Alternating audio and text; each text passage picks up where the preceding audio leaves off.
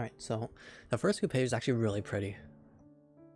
Like almost like posters, kind of, in the book. So first we have this, right? We have this. I'm gonna turn off the light because it keeps on, because it shines. Well, that kind of makes it pretty dark, actually. Yeah, that makes it too dark. Never mind. Alright, so we have this. And we have this. I don't know if I can open it so that y'all can see it well, but...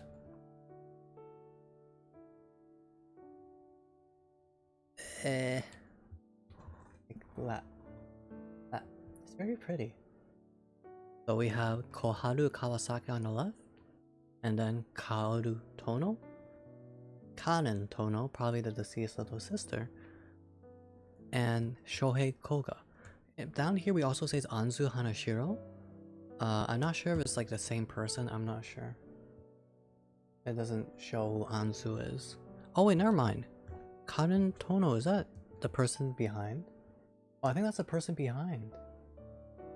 I can't really see it, but there's a person behind there. That's the little sister. This is the Anzu girl who follows him. Okay, never mind. And then we have this. Nice Bushin plush, thank you. Alright. So from left to right. Do you have a crush on Kawasaki? Where is this coming from? Well, you just seem awfully concerned about her. Oh, yeah, I think I know why. I think I know why that might be. Do tell. Because she kind of reminds me of my little sister, in a way. Alright. And then lastly, contents. Chapter 1, Monochrome Skies. Chapter 2, Sweat and Hair Conditioner. Number 3, When the Rain Lets Up. Number 4, Your Dream is Reality. Number 5, Run. And then just final chapter. So each chapter is about 50 pages. Oh my gosh, it's like around 70 pages.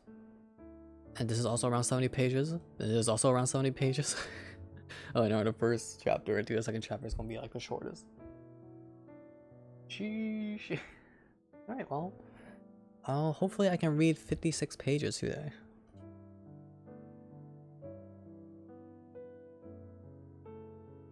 Oh, thanks for the penny catapult, Scabby.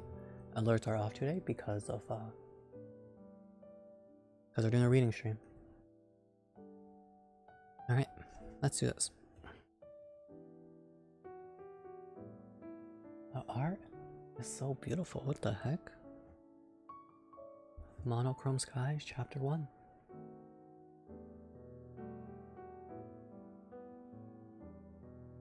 And again, I hope the music is fine.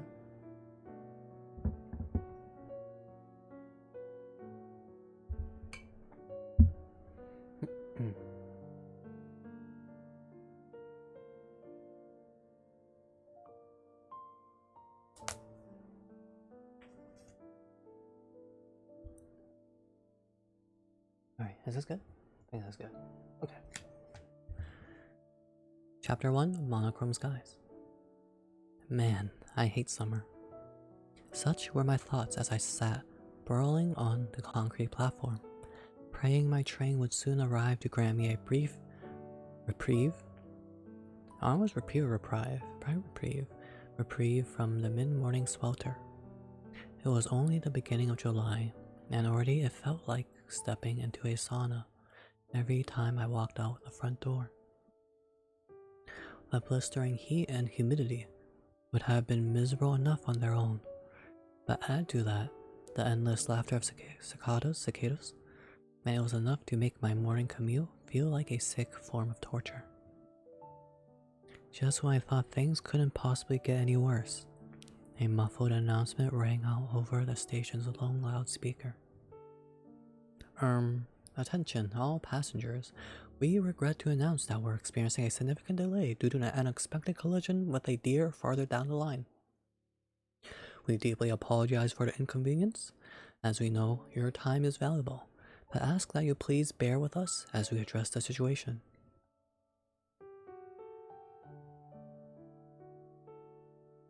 A rusty old loudspeaker choked out a crackle of static from its perch atop a nearby utility pole at the announcement as the announcement cut off. Ugh, not again, I groaned. The same thing had happened last month, a bit with a wild boar instead of a deer. Only a single set of tracks ran through the ramshackle station, which looked directly out over the open ocean. All that lay on the inland side of the platform were dense woodlands and a steep upward incline. As it was one of the few truly remote stations left in the prefecture that had yet to be remodeled, it had become a somewhat popular destination for explorers looking to venture off the beaten path. Unfortunately, the rail line's dilapidated state also meant that those kind of delays were relatively frequent. Not that I generally minded being late for school. Any other time of year I would have welcomed a free tardy slip, but right now I would have vastly preferred to sit in an air-conditioned classroom than languish beneath the hot sun for God knew how much longer. Delays due to wildlife could last anywhere from a few minutes to an hour, though the announcer's use of the word significant led me to believe I was going to be stuck for at least another 30 minutes based on prior experience. Hey Mofu. Oh Mofu, you want to see the artwork for the for this book?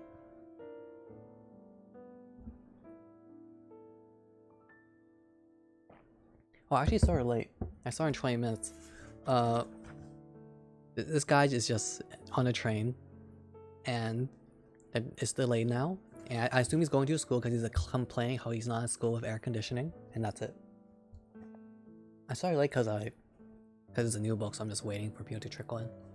Anyways, so what's this? What's this? I remember it's about the tunnel, granting wishes, and alright, look at this Mofu. It's so beautiful. So there's this, right? There's this, and there's this.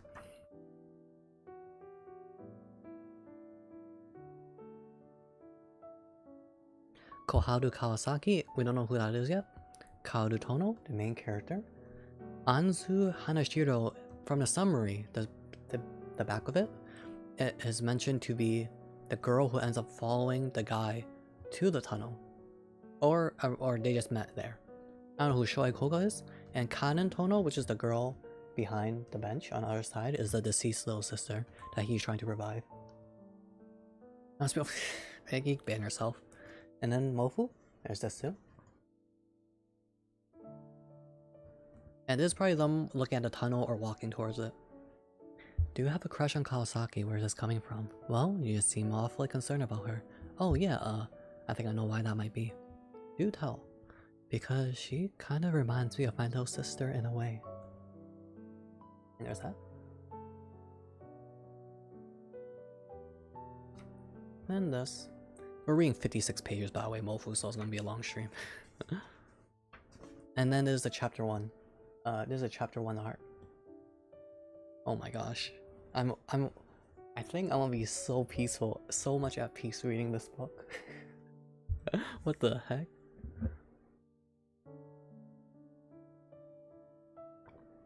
Alright, so y'all can just chill, I'll just be reading. And I hope the music is fine again. Alright. Let's continue. So there's stuff. This guy's big chilling, alright. Great. Guess I'm getting cooked alive, I grumbled as I hung my head in resignation, the harsh sunbeams beating down mercilessly on the back of my neck. I lifted the sleeve of my button-down and wiped a trickle of sweat from my temple before it could get into my eye. You'd think it wouldn't be too hard for them to install a covered waiting area with an AC unit. But then again, this station didn't even have automated turnstiles. I forgot how to pronounce this word. So perhaps that was too great a luxury. All I could do was hobble over to one of two small benches under the rickety wooden shelter to try to get some relief from the heat. One of the two was already occupied by a couple of girls from my high school, chattering blithely, as though the scorching weather didn't bother them in the slightest. Already a cuss word? What the heck? Hell yes. Looks like we might get out of first period gym class after all. Oh, but that poor deer though. Hey, survival of the fittest, right? It was like this every morning. These two never seemed to be on quite the same wavelength, but judging from their perpetual giggling, this apparently didn't bother them all that much. I took the empty seat opposite from them and scooted as far down the bench as I could, as to not make them feel like I was intruding on their conversation. The shade did sadly little do cool me off. So I undid the top button of my shirt and flapped the collar a few times to give myself some air as I leaned against the back seat. Then, as if in answer to my prayers, a pleasant coastal breeze blew by, filling my nostrils with a pungent smell of sea salt. Pungent smell of sea salt. That ain't cussing to Alexa. I'm gonna smack you, waffle. It's cussing to me. If you said this word in my elementary school, all the kids will be snitching on you to the teacher, and you're gonna get punished, or you're gonna get whip-nated by a teacher.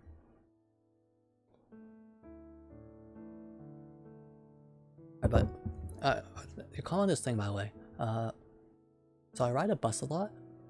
If there's like empty seats, I try to make sure I don't sit next to someone around my age that's of the opposite gender.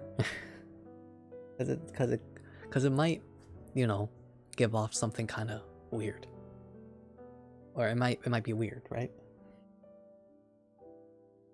I don't think anyone cares, but like I'd rather sit to against someone who's like totally like different age than me, or like the same gender. Yeah. That is something common I hear, I think, in public transportation. I think it's common around the world. And hey, Marcos, so we're doing well. We're just reading.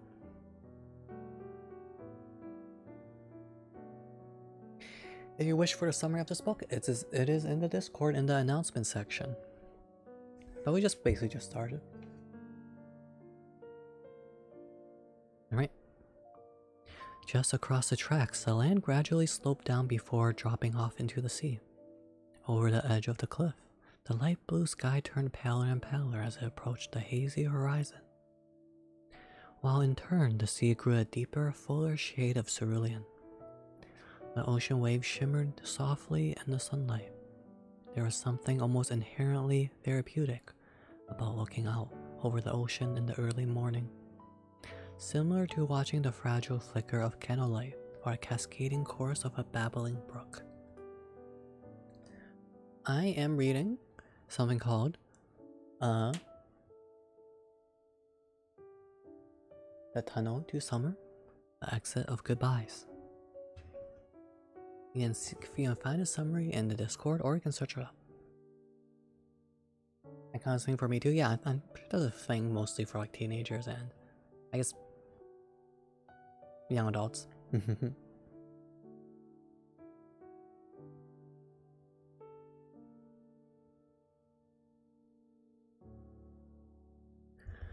It was one of those things that you could look at for hours and never grow tired of, soothing to the point of hypnotism. After watching the waves roll in for a while, I twisted around to look up at the tall clock post behind me. It was already 8:30. Even if the train were to roll in at that exact moment, it still took about 20 minutes to reach our intended station. And classes start at 10 till. This being the case, I resigned myself to the fact that there was no longer any hope of making it to school on time and closed my eyes to try to fit in a quick catnap. Not long after, one of the girls sitting across from me said something that made my ears perk up. So, hey, have you ever heard of the Urashima Tunnel? She asked her friend. Uh-oh, that a girl groaned. This isn't another ghost story, is it? Yeah, not exactly. I mean, it's supernatural, yeah, but more in an urban legend sort of way. A scary urban legend? Maybe? Nope, don't want to hear it. Aw, come on, there's no ghosts involved, I promise. Anyways, the basic gist is that it's a tunnel that can grant any wish to those who enter it. Any wish? Just by walking into it? Yep, any wish. Huh? And that's all there is to it? No, but see, this is the part where it gets spooky. So like, say you've gotten your wish, right? And now you're ready to go back home. But the Urashima Tunnel doesn't let you leave that easily. It always takes something from you in return. And what's that? Years. Years and years off your life. Go in a teenager and you come back out as a wrinkly old woman. Whoa, so it's like, would you trade all the best years of your life to be a billionaire or whatever? Yeah, exactly. Gosh, that is kind of spooky to think about. See, I told you. The two girls prowled on. Oh my god, speaking of spooky, I found this huge spider in my room yesterday. Ew, seriously? Yeah, I had my grandpa come in and whack it with a rolled up newspaper. Your grandpa's kind of a badass. Yeah, he's great. What is the book about? You can search it up, Arcos. Or you can look at the Discord because I have a full description there. But honestly, what I just read is basically what the book is about. The guy's gonna go in there and try to figure out what's the deal with the tunnel. I basically just read what it's about here, or this is basically what it's about. There's a little bit more though to it in a summary. Ditching one topic in favor of the next at the speed of light and crumpling up the previous like day-old newspapers. Only good for killing spiders. But I reached my hand into that recycle bin to fish out the one article that piqued my interest from all the ones they discarded to save it from the shredder. Then, smoothed it out in my mind to give it another look. The Urashima Tunnel, a mysterious passage that dramatically aged all those who entered it. Yet, which would grant them any wish in return. It was my first time hearing this particular urban legend, though I could tell from the name and time shenanigans alone that it was based off on the tale of Urashima Taro, while granting one's every wish was a fairly tired cliche for stories like this. The rapidly aging part was at least pretty unique. I wondered what would happen if someone went in that tunnel and wished to grow younger. Would it cheat the system, or would they simply grow younger briefly before turning into an old coot the moment they stepped back out? What if they wished for an infinite supply of youth serum that they could take with them, or immortality? Yeah, it's just asking for people to find loopholes, I thought to myself as I opened my eyes to see that the train had finally arrived. I glanced at the clock. It was 35 minutes late. Yet, thanks to nodding off for a bit with some interesting food for thought, it hadn't felt that long.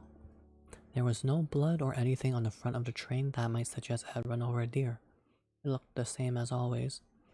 I boarded the train via the rear doors and let out a heavy sigh of relief as a merciful air conditioning slowly cooled my sun-baked body centimeter by centimeter.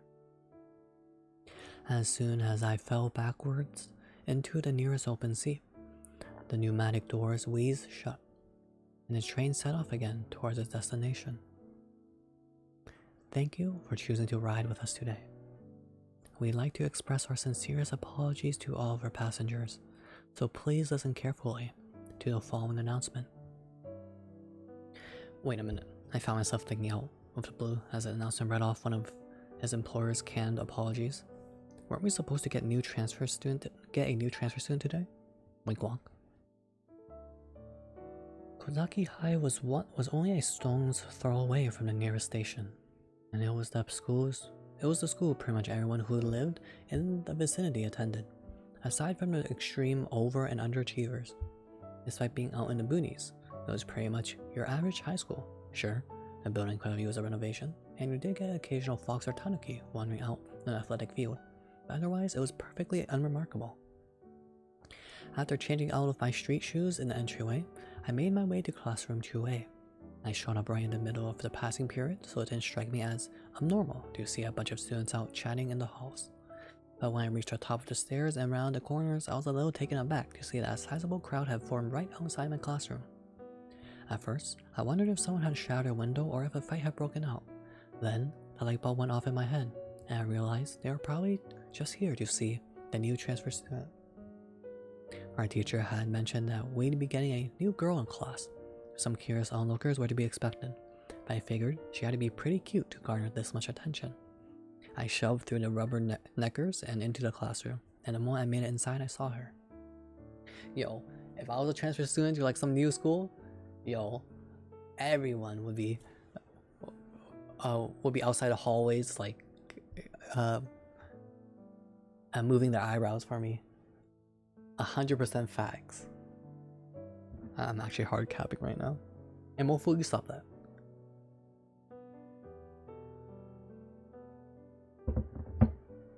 Wait, Mofu, don't leave. In her classy vintage pinafore dress, she gave off an almost radiant glow compared to the other girls in class, who were all wearing their faculty-mandated sailor-style uniforms. I assumed they simply hadn't prepared a uniform for a new girl yet, but her current outfit made her stand out so dramatically from the rest of us.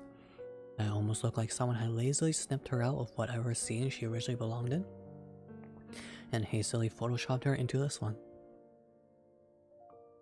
Mofu, please. Though to be sure, her pretty face didn't hurt either. Her long, straight, jet black hair lent her an air of staunch maturity at first glance, but her large almond-shaped eyes did a lot to soften her overall vibe. The way she seemed totally engrossed in whatever book she was reading while still maintaining perfect upright sitting posture was pretty charming too. I need better sitting posture. I like slouch. By all accounts, she was easily as pretty, if not more so, than Koharu Kawasaki. If y'all don't remember, Koharu Kawasaki is this girl.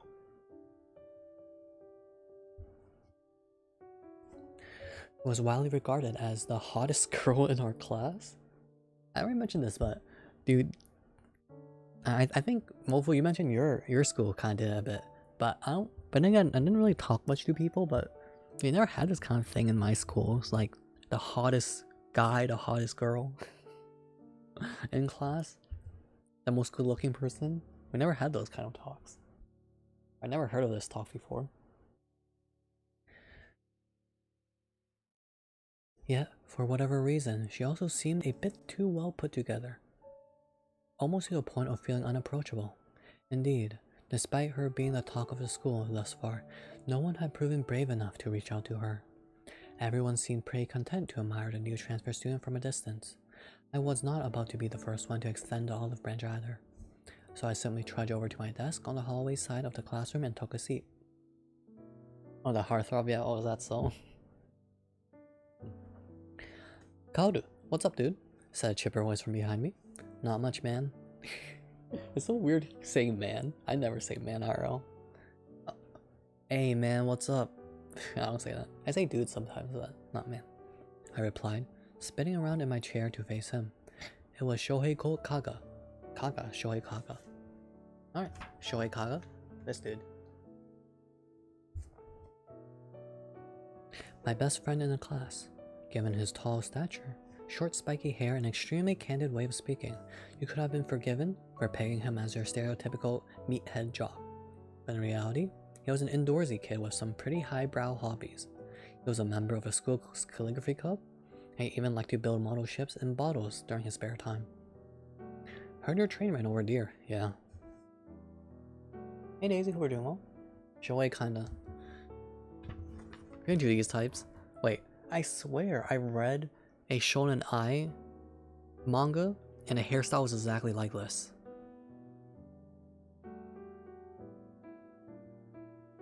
I remember. Huh.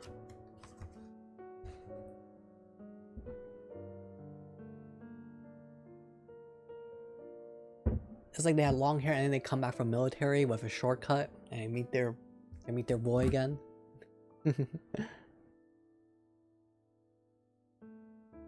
Wait, Mofu, you stop that. Daisy, look at how down bad Mofu is. Hey Daisy, where's reading? Dang, feels like that's been happening a lot lately. I'm kinda jealous, I mean. As someone who takes his own set of Leos to school, I never get to benefit from that kind of little accident. Yeah, well, try sitting... Why do these guys talk so bluntly?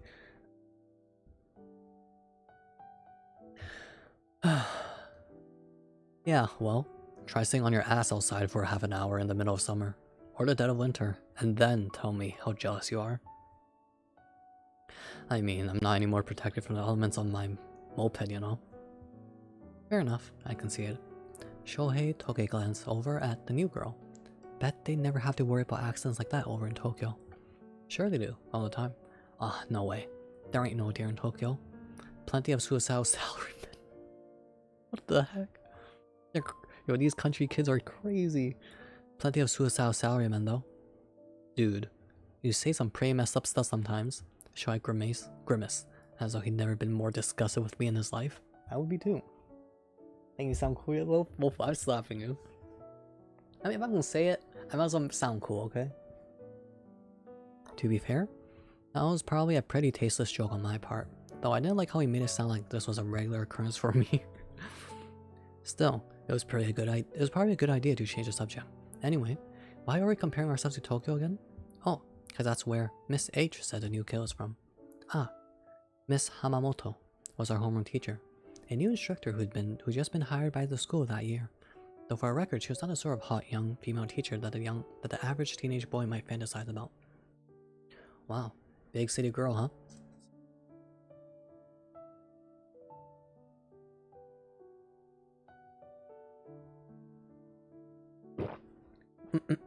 Glug glug glug. I have to read 43 more pages of this? Holy heck. I'll see you guys in 4 hours.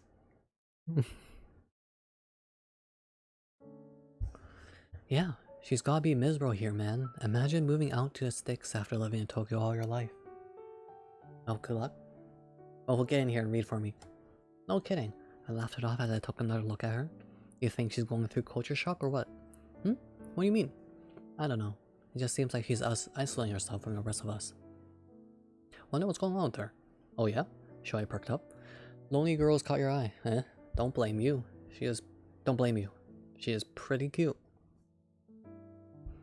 Nah, like that. Just curious what her deal is, that's all. Well, her name is Anzu Hanashiro, FYI, and let me tell ya, she seems like a real character, my guy, Shoei said, then proceeded to launch into a pretty amusing anecdote. Apparently, Miss H had explained to the class that this new girl, Anzu Hanashiro, had moved to Kozaki due to family matters, though it was her first time ever transferring schools. But when a teacher asked her to say a few words to introduce herself to a class, the girl shot back with, and I quote, "No, I'm good, thanks. Can I sit now?" According to Shohei, Miss H had been so rattled by this unexpected insubordination that she couldn't even sputter out a response. I could believe it too. In the brief time while Shohei relayed this story to me, I had watched one of our other classmates go up to the new girl and try to talk to her, only to be shot down with, "Could you not? I'm trying to read here." Yo, Mofu just says one word in chat while I read, and I say, "Could you not? I'm trying to read here." And just ban Mofu.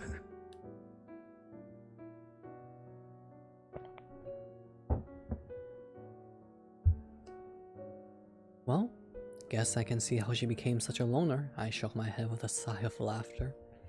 Too bad though. She could be really cute if she were a little more friendly, Shohei lamented. Whatever, I just hope no one tries to mess with her. I'm sure she'll be fine. She seems way too headstrong to let anyone get under her skin, I replied. I had more important things to focus on today than some new transfer student. There was a quiz coming up next period. I pulled up my math book and notes from my book bag. However, before I could even start my little last-minute cram session, the bell rang and second period began. This abuse? Be quiet, Mofu, shh. Despite her not-so-minor personality quirks, the Hanashiro girl quickly proved to be quite surprisingly adept at just about everything she did. She answered every question the teacher threw at her in no time flat, and in gym class she outran the fastest kid on the track team. Yet, when the other girls in class praised her accomplishments, she never once bragged or boasted.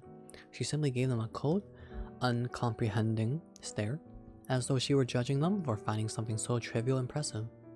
A few of my more daring classmates attempted to invite her to join their respective clubs or sports team, but she rejected them, all with the same curt disinterest. Yo, honestly, this girl is just like me in school, but take away the fact that I'm not good in any subject. Other than the fact that I wasn't smart and wasn't good in any class, or wasn't exceptional in any class, I'm basically just like this girl. Poggers. By all accounts, Anzu Hanashiro seemed to have no intention of making friends with anyone at school, and she spent pretty much every minute of free time between classes reading her book. Normally, you'd think people would be quick to sneer and reject a standoffish, non-conformist outsider like her. But it seemed the academic and athletic prowess she displayed were enough to take her from awkward weirdo to misunderstood prodigy. Like, Waffle, you know what? It's called humble bragging. I'm kidding. Waffle just get wrecked. Honestly, the classes are pretty easy as long as you do all the work. In most of my classmates' heads, by the time lunch rolled around, she'd settled firmly into her niche as a quintessential example of the lone wolf archetype, and most were content to leave her be and admire her from afar, but her new hound popularity didn't sit well with everyone in our class. Hey, new kid, be a good girl and go buy me a Cheerio Cola at the vending machine downstairs, why don't you? Says new challenger as she walks up to Anzu's desk and slammed a 100-yen coin on top of it. It was Koharu Kawasaki, the aforementioned hottest girl in class according to popular consensus. With her bleached tawny hair and a permed wavy shoulder-length bob, her clearly less than finger-length skirt and the backs of her indoor shoes crushed beneath her heels, she was pretty much a walking example of every possible school dress code violation. She was a very attractive girl, to be sure, but her haughty swagger and snobbish superiority complex definitely knocked her down a few rungs in my book. On top of that, thanks to all the rumors surrounding around campus that she was dating one of the most notorious delinquents in the senior class, no one ever dared challenge her, which only inflated her ego all the more. With such a dangerous upperclassman at her back, it was plain to see how she'd remained the undisputed queen bee of her class for so long. What's Cheerio? Anzu inquired, eyeing the coin suspiciously. Wait, huh? Koharu mocked. You've never heard of Cheerio before? Can't say I have. Really? Well, whatever. You're a smart girl. I'm sure you can find it. Will 100 yen be enough? Of course it will. Does it at least taste good? What does that have to do with anything? Do they have other flavors too, or just a cola? Just shut up and go already. Koharu growled as she kicked the desk next to Anzu as hard as she could. Anzu didn't even flinch. She just stood up, expressionless, and walked out of the classroom without a word. Yo, she's just gonna drink it. She's going to yoink the money and dip. Koharu watched her leave, then strutted back over to her own desk, plopped her butt down, and started bragging to her pose of flowers. See? Told you she was faking it. Just gotta know how to show her who's boss. Only a couple of minutes later, Anzu returned, Cheerio Cola in hand. Koharu sat with a smug grin on her face as her new servant walked over to deliver the soda she ordered. Then her jaw dropped in horror as Anzu looked her straight in the eye, cracked open the can, and proceeded to chug the whole thing right in front of her. Hey, let's go. The whole class looked on in silent awe and disbelief as the new girl held the can aloft, slowly turning it all the way upside down to suck out every last drop. I'm not thinking anything down bad. Before finally releasing the metallic rim from her glossy pink lips with a sigh of contentment. Thanks. That hit the spot. Anzu slammed the empty can on Koharu's desk before walking back to her own and reopening her book as if nothing had happened. Well, please. I'm sorry. I'm deleting the VOD after. After a good 5-second delay, Koharu finally exploded and jumped out of her seat to go give Anzu a piece of her mind. Unfortunately for Koharu, though fortunately for the rest of us. At that exact moment, the teacher came walking into class. Shouldn't you prepare for stream? No, Wolfo, you stop that. Shouldn't you prepare for stream, Wolfo? What are you doing here? She was forced to stomp back to her desk after no more than a click of the tongue and an icy glare. Then came the whisper from the peanut gallery. Holy crap. Is it just me, or is the new girl kind of badass? Man, that why I wouldn't give to put Kawasaki in her place. Dude, do you see those chugging skills? I bet that girl knows how to party. Koharu's face went bright red. Redder than a can of Cheerio Cola, you could say. Even I had to admit that was pretty impressive for Anzu to teach the class queen bee a lesson in humility on her first day. No, I'm not streaming? What the heck? Go stream. I'm kidding. Wait, did you tell Nasty that you were going to stream tonight? At the same time, it only cemented in my head the fact that I would never in a million years have a chance to get to know this girl. We would probably go all the way to graduation without ever exchanging a single word and then forget all about each other within a matter of months. She was clearly far too much of a free spirit to ever take an interest in a boring conformist like me. And it wasn't like I felt some compelling urge to reach out to her either. The worlds we live in were just too different to ever intertwine, simple as that. 8 p.m? What was that? 5 a.m. my time? What the heck? I don't have class. I'll be there. Can't wait. Also, what movie are we gonna watch tomorrow? Mofu? Are they deciding last minute again? Or no movie this week? Despite all the excitement surrounding the new transfer student, the rest of the day went by as slowly and uneventfully as always. When 6 period got out and we were finally released for the day, I grabbed my book bag and stood from my chair, only to be accosted by a still very much pissed off Koharu. Total, she muttered grumpily. What's up? I said, turning around to face her. Go buy me an ice cream. For reference, she was referring to the Senhan brand old-fashioned vanilla cones they sold at the student store. They came pre-packaged in a clear plastic shell with a perfectly shaped spear of processed ice cream on top. Not that it really mattered much. With what money? I replied. What, you don't expect me to pay for it, do you? I was trying to find one. Look at this dude, Mofu. There was a lot of suggestions, Mofu, just saying. From prior experience, I knew better than to talk back to her on this. Though it pained me to admit, she'd been treating me like a personal errand boy since the start of the current school year. I still vividly remembered that fateful day. I was walking down the hall, minding my own business, when out of the blue, she asked me if she could borrow 100 yen. And I figured why not. Then she asked me for another 100 yen the very next day. And while I did voice a complaint, it was still just such a small amount of money that I begrudgingly requested. Or is there like or I feel like some kind of different movie this week? Like the hey Choco, I'd give you 100 yen loaf. Thanks, Eggy. Wink wonk. Bad joke incoming? Oh no. She'd paying me. Hey Choco, she paid. I know you were streaming earlier. I don't think I even follow you, Dan. You follow you. She's pegged me as a sap ever since, and every now and again would come by to ask me for money or to go buy things for her. I took no pride in being easily manipulated, for the record, but every time I tried to protest, the third year goons she always paraded around with would always look at me like I was asking for a fight. I most certainly was not, so I always caved in the end. Fine, whatever, I relented. Good, now get going, chop chop. She called after me as I headed out of the classroom to go buy her stupid ice cream. As I descended the stairs, however, someone poked my shoulder.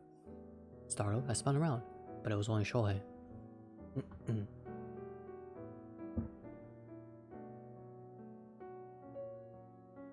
You want a funny anime movie, Mofu? I heard Graves with the Fireflies was a good one.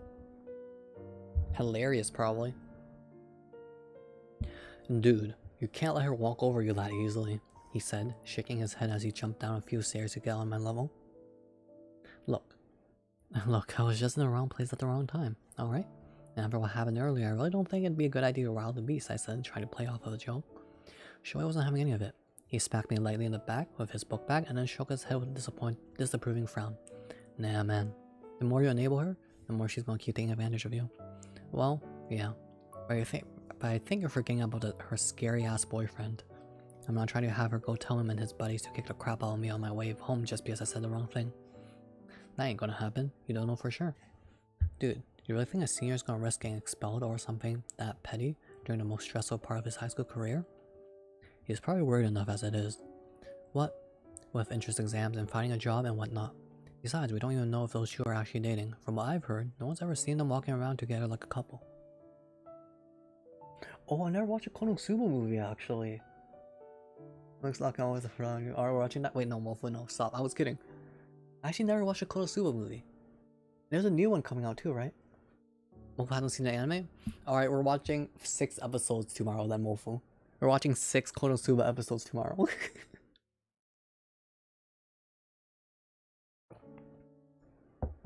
I love Kosu is so funny. I'm kidding, what you do you?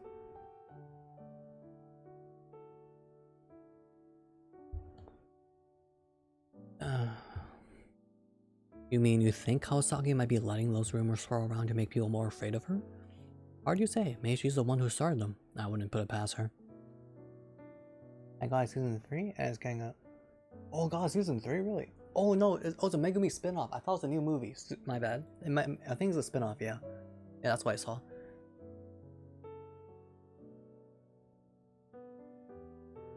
I certainly couldn't disagree with that. She did love her power trips after all. Nah, I can't believe she played into her rumors if there weren't some truth to it. I mean, that only makes things worse for her when you eventually found out and set the record straight, wouldn't it? Anyways, don't worry about me. I don't care not to kick up a fuss over such a small amount of money. I meant to do. If a few hundred yen was all it cost to keep me on Koharu's good side, then it was a small price to pay. Shoei let out another exaggerated sigh. Man, you don't have any backbone at all, do you? I mean, do I really need one? If you want to be successful in life and not get bossed around all the time, yes. Hell, just look at the new girl. You could learn a thing or two from her. Pretty sure that amount of backbone only causes more problems in the long run. Besides, it's not like I'm totally spineless or anything. Oh yeah? How's that? It's more like I've turned being spineless into my primary defense mechanism. And that makes it less pathetic. How exactly? Well, think about it like this. Do you know that most utility poles are actually hollow on the inside? It's because that makes them sturdier and less likely to fall over under their own weight. In the event of an impact, I'm basically doing the same thing. By being spineless from the get-go, I've got nothing to lose. No matter how hard someone might hit me, I'll only bend, never break. I know it might sound counterintuitive to someone like you, but it's actually a pretty high-level strategy. Oh, get wrecked, mofo. Kosu is your favorite? Kosu is really good. I don't know what my favorite anime is. I don't know if I have one. What the heck is this? Basically, if you present yourself as a clown in the first place, then people don't really have these expectations for you. But if you like try to act tough and cool and then you end up being forced to act like a clown, you end up looking pathetic and someone without any yeah, you just end up looking pathetic and people will look down on you. But if you're a clown from the get-go, people just, oh, that's just how he is. I'm over taking notes right now. I'm smacking you. I'm smacking you, Iggy. I'm not a clown. I'm kidding. That's one way to look at it. That's a high-level strategy though. Shohei looked extremely dubious. You're screwing with me, aren't you? Mostly, yeah. You immediately kneed me in the thigh. Oh, alright, cut it out. I whined, barely managing to dodge out of the way as he went in for a second strike. Phew, that was close. Well, I might be forgiven for thinking a simple knee onto the femur wouldn't hurt that bad, but boy, did it ever. You gotta start taking this crap more seriously, dude, said Shohei. Oh, and there's a lot of Shohei and Kaoru time right now. There's some, there's some good friendship. Like, Mofu. That was a cheap shot, man. I was still rubbing my thigh in a vain attempt to make the pain go away quicker when we arrived at the student store. I hurried over to the freezer, belatedly, remembering that ice cream products always sold out fast this time of year. Thankfully, one of the aforementioned vanilla cones remained, the tip of its cone sticking out of the trove of other assorted frozen treats. Phew, thank God. Alright, let me just buy this and then we can get out of here. I reached down to pull it out of the freezer. Hang on, let me see that thing for a sec. Okay, I said, hanging over begrudgingly. Now watch this, Shoei said, then flicked the tip of the upside down cone with one finger. It snapped right off and shattered inside the plastic casing. Hey, what the hell, man? Hey, Almond. We're doing well? Well, will you look at that? Guess being hollow isn't always the best strategy after all. Yeah, wow. You really proved your point with that cheap ice cream cone. Great job. I snatched it back from him to size the damage. Oh, great. This thing's gonna dribble out all over her shirt while she's eating it. Heh, and how is that a bad thing exactly? Wonk wonk, Shohei said with a snigger. Yeah, easy for you to say. You're not the one who will have to deal with the fallout. Nah, don't worry about it, dude. She probably won't even notice until after she opens it up. And if she does, you can say it was like that when you bought it. Besides, it was your money. You deserve to get back at least a little payback for your buck. I'm not sure payback's what I'm looking for. Well, it should be. Shoei turned to look me straight in the eye. You're not a hollow utility pole or a flimsy ice cream cone. Dude, you gotta stand up for yourself sometimes. Show a little backbone. You stand up to her. If she ever pisses me off enough, I will. Yeah, that'll be the day. Shoei scoffed under his breath. Yo, Shoei being supportive friend and trying to give confidence to Kaoru and have him stand up for himself. Yo, now this is good friendship. A wink walk. Bonk? What the heck, Alvin?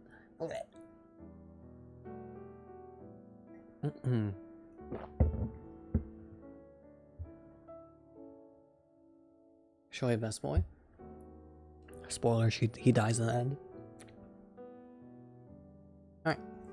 After delivering Koharu's ice cream cone, I bolted off campus like a bat out of hell. Then, just like every other day, I head home via the same train that brought me to school in the morning. It was a pretty short commute, all things considered. I typically gazed out the window or played around my phone, and it was over before I knew it. When a train pulled into my station, I got up and showed the driver my rail pass. By this point, he knew me well enough that this was really just a formality.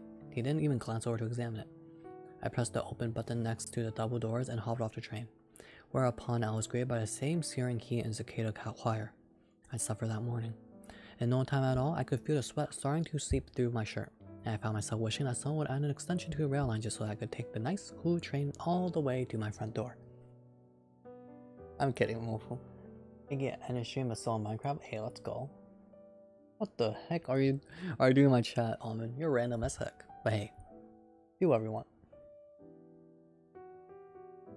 God dang it, Icky. I followed the white line down the shoulder of the road, keeping my head lowered so as to not to be blinded by the harsh rays of sunlight. Just along the street, past an independently owned rice dealer and an old fire station I'd never once seen with its doors unshuttered, was my humble abode. It was still only the very beginning of summer, yet the black pavement.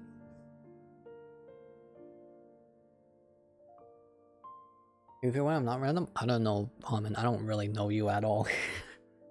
I barely know you, Almond.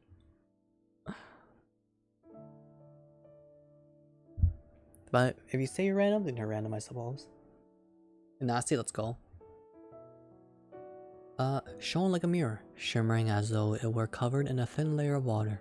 I remember seeing a TV documentary once about these particular road mirages that said they only appear when the temperature rose above 35 degrees Celsius.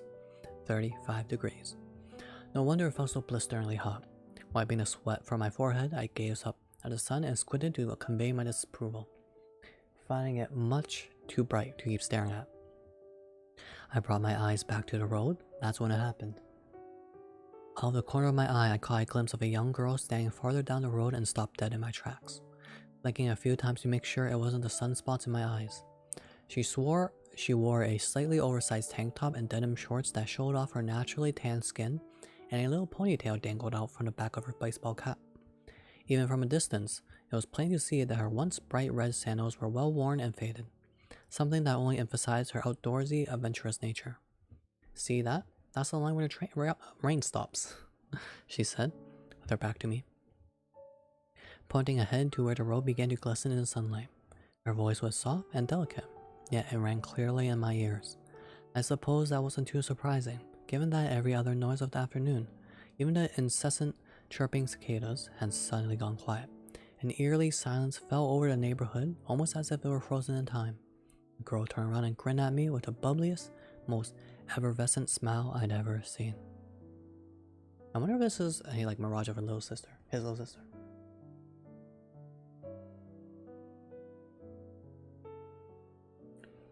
It was her, Karen, my little sister. Look, Kaoru, see how it always dries up by the time we get close? But I bet if we ran fast enough, there'd still be at least a few puddles left on the ground. An intense wave of deja vu washed over my entire body. Right, I remember now. Back then, we didn't know if it was just a mirage, so we were trying to come up with an explanation for how there could be a rain-slick street beneath clear blue skies. Some sort of dividing line between rain and shine. I wanted to tell her desperately. I did. Now that I was in high school, explaining how Heat Mirage's work should have been no trouble at all, but I couldn't do it. My body seized up like I was suffering from sleep paralysis, and I couldn't squeeze out a single word. The only part of me still in motion was my heart, which threatened to beat right out of my chest. "Hey, what's the matter? Why are you staying there?" she asked. "If you're not coming, then I'm going to go ahead without you." Kaden turned back to me once more and started to walk off. I tried to call after her, but again, the words wouldn't come. The only sound I could wring out from my parched throat were a few haggard breaths. All the words I tried and failed to cry out, "Come back, wait, don't go," remained trapped in my lungs, swirling around in a toxic haze with all the other things I left unsaid. My chest burned with the urge to let them all out, but my mind raced too fast to even remember to breathe, and I started getting lightheaded. Before I knew it, Cotton had disappeared into the shimmering heat haze that hung in the air above the asphalt. Once again, I could do nothing to stop it.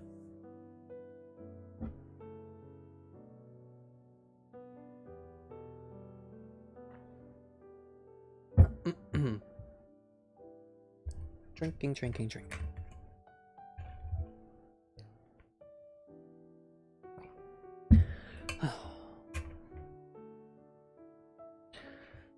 When I made it back to the house, I reached into my book bag for my keys and let myself in the front door.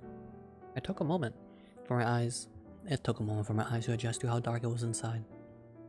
Though that probably had more to do with how blindingly... Wait, did I just skip an entire paragraph? I think I did. Burp. Alright. Then, all at once, the cacophony of cicadas came back in full force, almost as though they just returned from lunch break.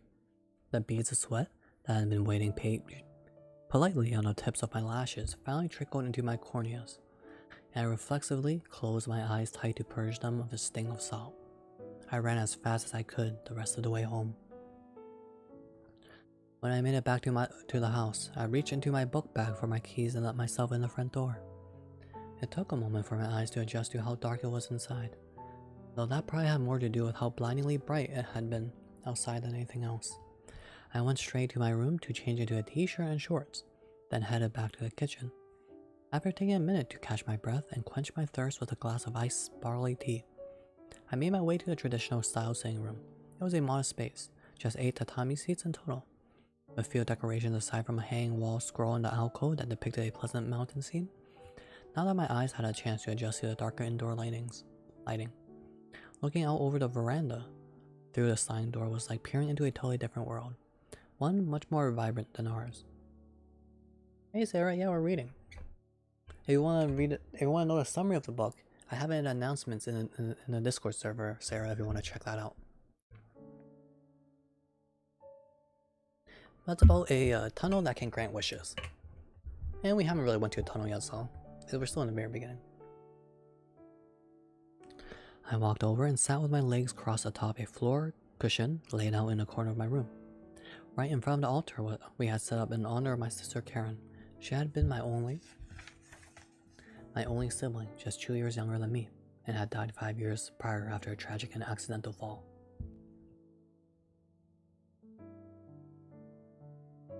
Oh, we're not on my Discord? Oh, alright. Well, the title of the book is called The Tunnel to Summer, The Exit of Goodbyes, if you want to know. It's just about a tunnel that grants wishes, and apparently going into that tunnel and you get your wish granted will also dramatically age you, make you older. But we haven't really gotten to a point where we really experienced the effects of the tunnel, because we're still in the very beginning, 30 pages in. But that's the gist of the story.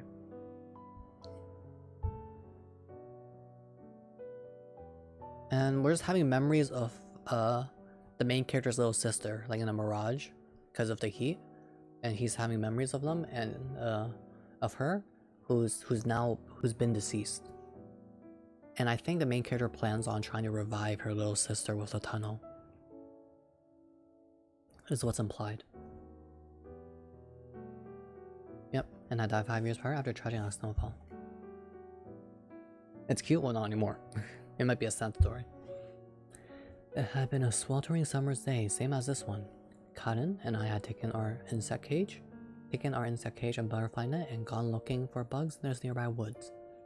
We were specifically out searching for rhinoceros beetles, but by the time evening rolled around, we still hadn't found a single one. It wasn't as if we had some huge desire to catch one either, but we had told our mom that we'd bring back a big one that knocked her socks off. And we were both too stubborn to give up yet, so you can imagine our delight when we spotted not one but two beetles hang out together up high on a very tall tree. A rhinoceros and a stag. We were determined to do whatever it took to catch them both. Lieutenant Cotton, we have a problem, I barked, affecting a militaristic voice for the hell of it.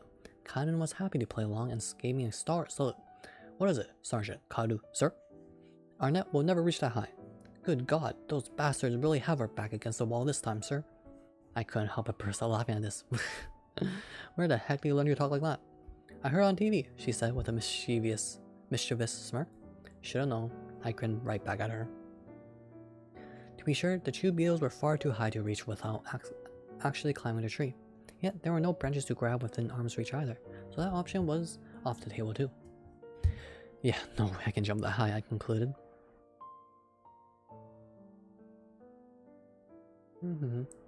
Sorry, y'all didn't hear that, but there was a car passing by, so I was just waiting for it to pass by. I have the windows open, it's really hot today. So what do we do now? I mean, it seems pretty obvious to me. We're just gonna have to climb up there. What? No way, there's not even anything to grab this far down. Gosh, you're dumb. Try thinking outside the box for once. What, do you have a better idea? Yeah, you can give me a boost. Then I should at least be able to reach that lowest branch, right? I looked up at the branch she was referring to. It was a good 2 meters off the ground. Isn't that a little dangerous? Not really heard on stream? Yeah, it's not heard on stream. Cause my microphone's facing away from the windows. Hi, Ameka. Why disable rate? I'm sorry, Ameka. I disable rates for my reading streams because it's a quiet experience, and I turn off alerts and raids for reading streams, and it's also been off for a while because I needed to focus on finals. But for this stream in particular, I turned it off because of it's a reading stream. Skizzolato, hello, hope you're doing well. I know you followed an hour ago. Hey, hope you're doing well. We're just reading. We are reading The Tunnel to Summer, The Exit of Goodbyes. If y'all want to search up what the synopsis is. It's a very, very... I don't know what I feel about this book right now. It's very chill so far. I mean, it's pretty sad right now, but... It's pretty chill.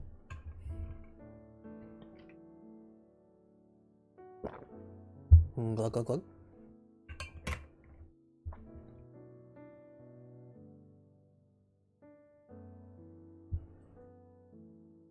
Hello, hello. Hope we're doing well.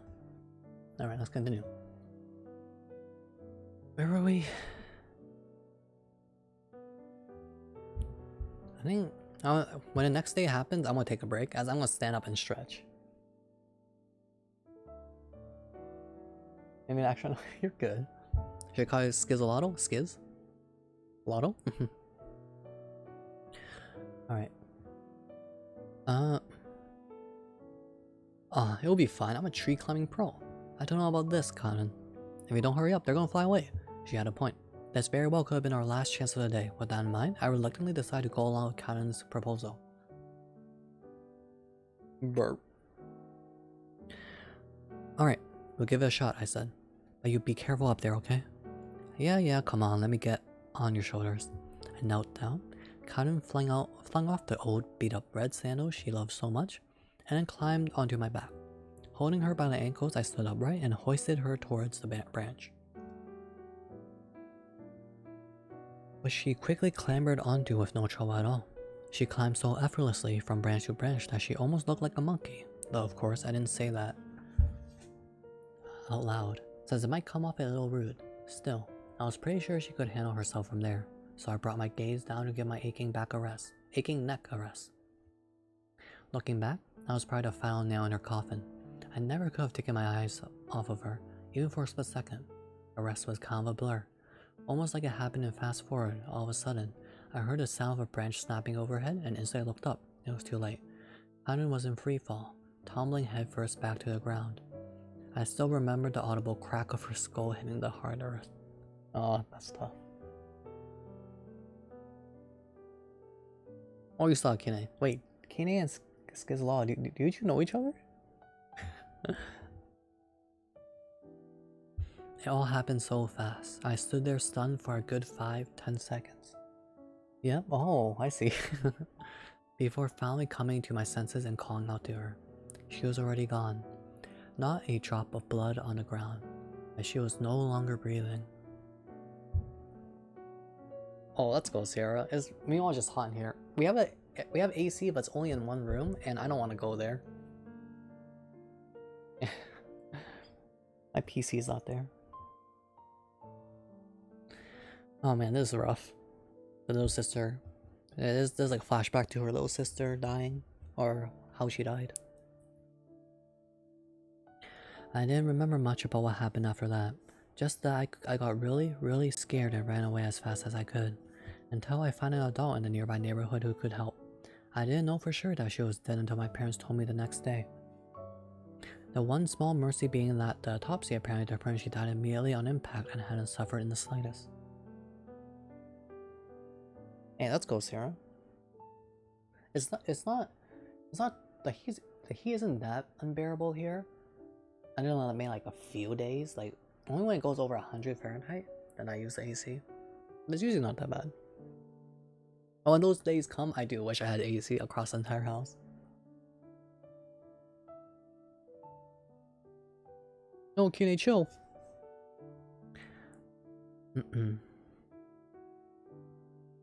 Nevertheless, from then on, not a single day went by where I didn't think about what I could have done differently. If I only refused to boost her up, or told her it was getting late and we should head home, or never gone out bug catching that day to begin with, Cotton would almost certainly still be alive. I'm Canadian, so I like my cold icy. I sat there in silence before her altar for a time, then lit a stick of incense and rang the little bell as I continued penning apology letters to her in my head. Ones I knew would only ever be returned to sender. When I could sense my legs were about to go numb, I got up and headed into the kitchen to get dinner ready. I put some rice in the removable ceramic pot and swished it around with tap water to wash off the starch. Switching the water out 5 times in total, I always had a hard time remembering how many times I'd done it. So my trick was to only swirl it with as many fingers as the number of times I drained and refilled the water. Well, Skizalotl, if you're Kine's friend, Kine, can you vouch for me? Will you swear under oath? Will you vouch for me that this Skizalotl person is someone that we can trust? You have to swear under oath on the book, Kine. And not only that, you also have to say, Lofi is pure, wholesome, and innocent. If you don't do all those things, I am promised to. Alright, say the next part, Kine. Say the next part, and Skizalotl can get the link. For free. Say the next part, Kine. You got this.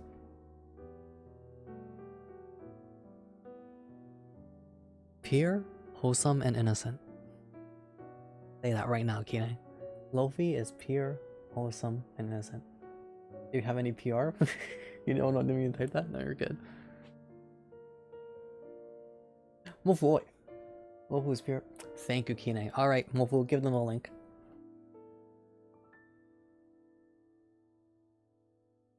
It's too late, Mofu.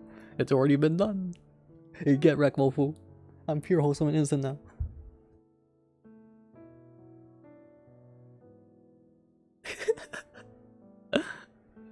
Your cat betrayed you. You get destroyed. Alright, Mofu, you can send the link to Skizalotl. It's pure, wholesome, and innocent. Yeah, you're good, Sarah. But thank you, Sarah. Thank you.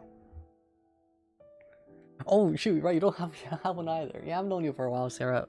Alright, Mofu, you can give Sarah the link too. Honestly, Mofu works harder as a mod in my stream than me in their stream.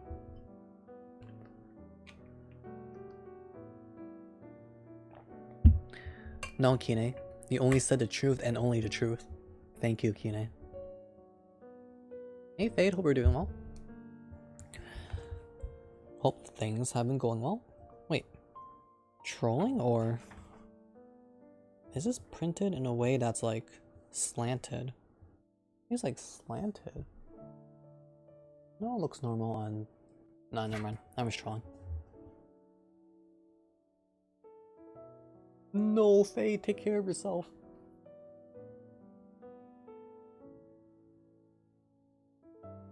Mofo, it's a contract. You have to obey everything I say.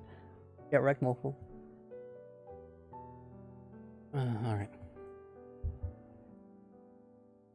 If you want to recap on this story, Fade, I'll probably recap it once the...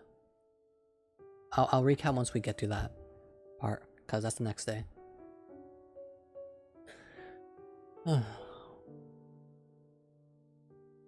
Mofo, I'm slapping you. When I could sense my legs were about to go numb, I got up and headed into the kitchen to get dinner ready. I put some rice in the removable ceramic pot and swished it around with oh, I already read this part. I always had a hard time remembering how many times I'd done it, so my trick was to only swirl it around with as many fingers as the number of times I drained and refilled the water. The first cycle, I used my only pointer finger. The second, my pointer and the middle. The third, those two plus my ring finger, like so. When I finally finished, I put the bowl in the rice cooker and pressed the quick cook button. Today, I would be making... Is it raining outside? Today, I would be making German potato salad. After pulling all the necessary ingredients from the fridge, I set about chopping them into bite-sized pieces. Then, sauteed the onions, garlic, and bacon on a stove. Ever since Mom up and vanished right after Cotton's death, I'd taken over all dinner-making responsibilities, since my father couldn't cook to save his life. However, we also couldn't eat takeout every night, so it was kind of just something I had to man up and learn how to do. When the potato salad was complete, I put half of it on a plate with plastic wrap and shoved it in the fridge for my father. I then head over to the living room to scarf down my portion alone while flipping between a few different primetime talk shows. My chopsticks only ever stopped to laugh at a particularly funny joke or when I felt the random urge to mutter something aloud to myself. All the shows in the 7 o'clock block were pretty damn hilarious, and yes, funnily enough, I could never remember a single one of the jokes after I turned the TV off. Is he muted or my headphones die? I don't think I'm muted. After soaking my dishes in the sink, I headed back to my room and I fell forward onto my bed, using my pillow to prop up my chest as I killed some time listening to music for a while, then read a bit of manga. In no time at all, my eyelids grew heavy and my neck started getting sore as I began to nod off. I knew I still needed to take a bath before going to bed, but a sudden wave of fatigue proved too formidable to resist, and I drifted off into a deep and peaceful sleep.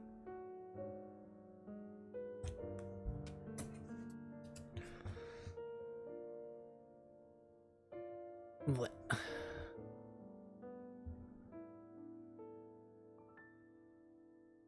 Oh, my butt. Oh, it hurts. The bookmark? Yep, it's the... What's it called again? Gudetama bookmark. I joined. Welcome. Be careful. It's not too active. I just say good morning, good night there. That's all that I do. In there.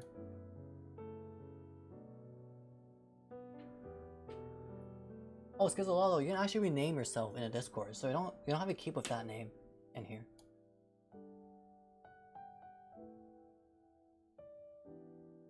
What the heck? Graduation fee? Thank you, Kine. What the heck? Oh, nice. Post more Morris moves and memes come on from Iggy, your band. Oh, my butt. Alright, Fade, are you here? You want me to give you a summary of what's happened so far?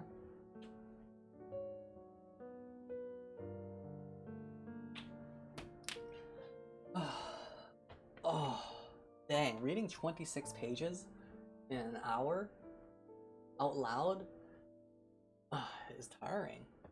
Yeah? He's already on Apex? This dude. Yeah, alright. Alright, so our main character, Kaoru, is just a high school student, and during one morning he was late to class because the train was late. His classmates or someone from the same school or a school girl were like gossiping together, schoolgirls were gossiping together in like nearby at a bench, and Kaoru, the MC, overheard them. They're talking about that tunnel exists nearby, that Urashima tunnel. It exists, and apparently the legend is that it can grant any wish. But in return, after the wish is granted, you'll age dramatically, so you'll grow old. And you're just gossiping about that, and then, you know, the main character heard that, like, hey, cool, whatever. Then he goes to school, there's a transfer student. That transfer student, Anzu, is very aloof, very cool, very, like, a very cold person, doesn't really talk to anyone, doesn't really care. You try to talk to her, she says, can you not? It is actually what's quoted in the book. Could you not? I'm reading here is what she said. And after that, and there's also this other student. Oh, there's Shohei too, his just his classmate, close friend. And then there's also Kawasaki. Shoot, what's her first name though? I forgot her first name. Well, there's Kawasaki and was it Hanashiro Kawasaki? Kawasaki Hanashiro? I don't remember. Oh, we'll see. Kawasaki, which is like the hottest girl in school apparently.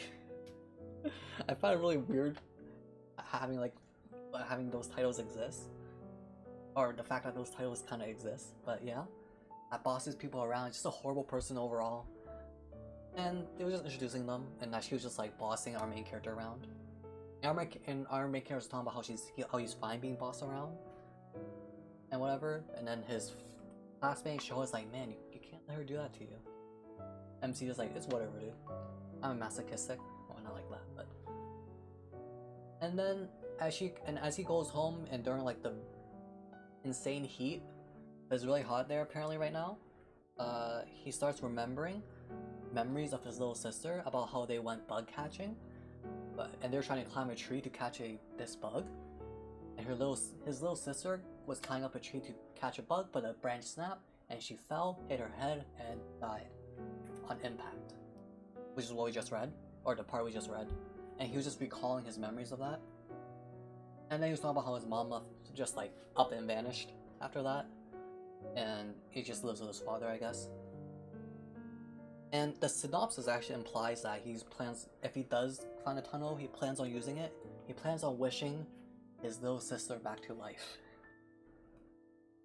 And that's where we are so far in 26 pages. Yeah, the mother's people left. She's getting cold. Hold up, I'm gonna close one door. Wait, not one door. Close one window. It's really cold actually. It's like I'm closing all windows.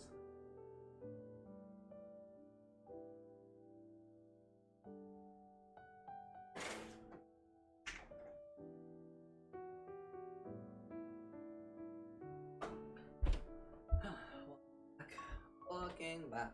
You're short.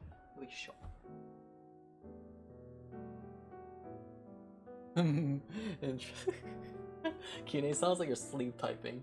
It's not like you're asleep. Because the Bori is so boring. The story is so boring.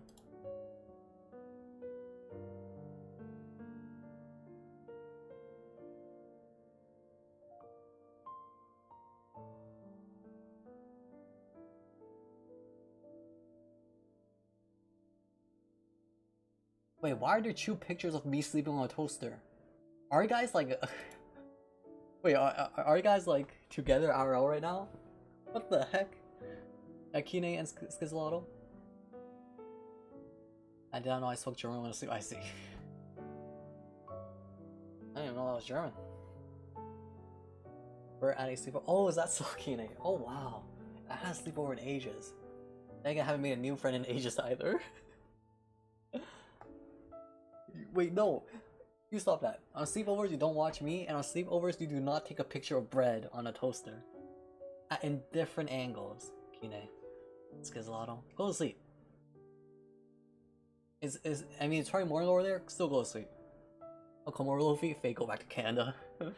Stay back. America's not worth it, Eggy. I mean, Fate. I called you Eggy, I'm sorry. Eggy's actually so close. live so close, that's actually totally possible. But you stay away too, Iggy. I don't want your tamales. Last time I had them, I freaking died. At sleepover, you don't become a therapist for a guy in love. Yet here we are. Oh, can you just call out Skizzle? Bad RNG, Eggy.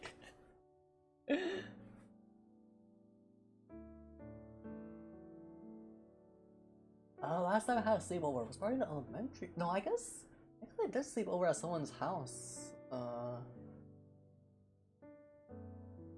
Like near the end of high school or like a few years ago. It's just that we were staying up late and it felt late to go home, so we just slept over very casually. I hate sleepovers. Sleeping without brushing your teeth, without a shower. Ugh, I don't feel comfortable. Maybe I did it beforehand because it was planned, but that wasn't planned. We were just out all day.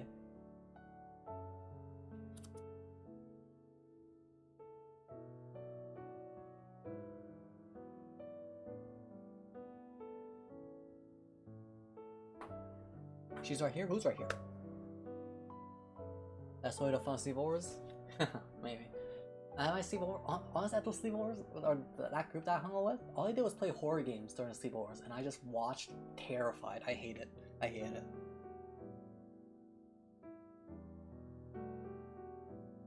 Maybe don't do it by Twitch. I don't know how does that even work? It just shows you like maybe like clips or like I don't know. Oh, is that so, Sarah? I don't know how much people you sleep over with.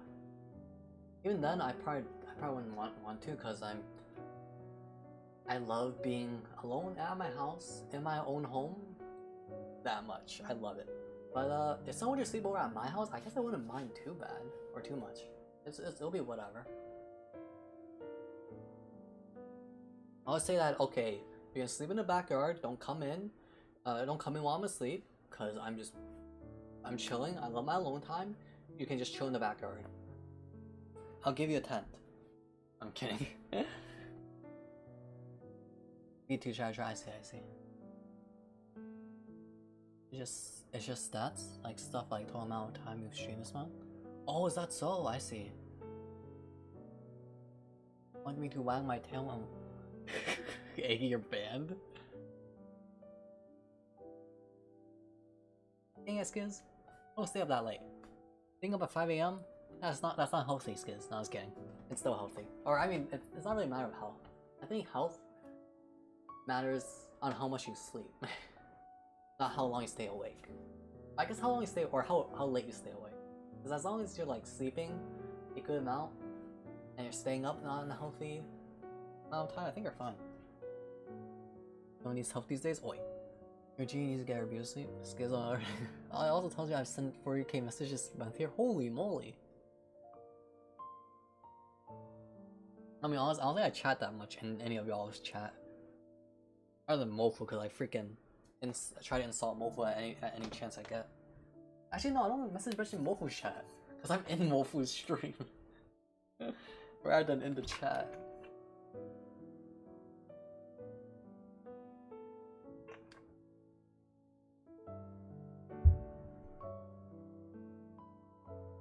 I work nights, I can't chime in. I see. I have a bad influence, ignore me. Oi, bonk.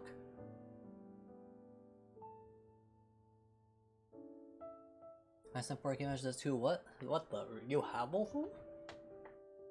Dang. What a shrimp. No, I'm kidding. Hey Shadow, hope we're doing well. What's with that face though?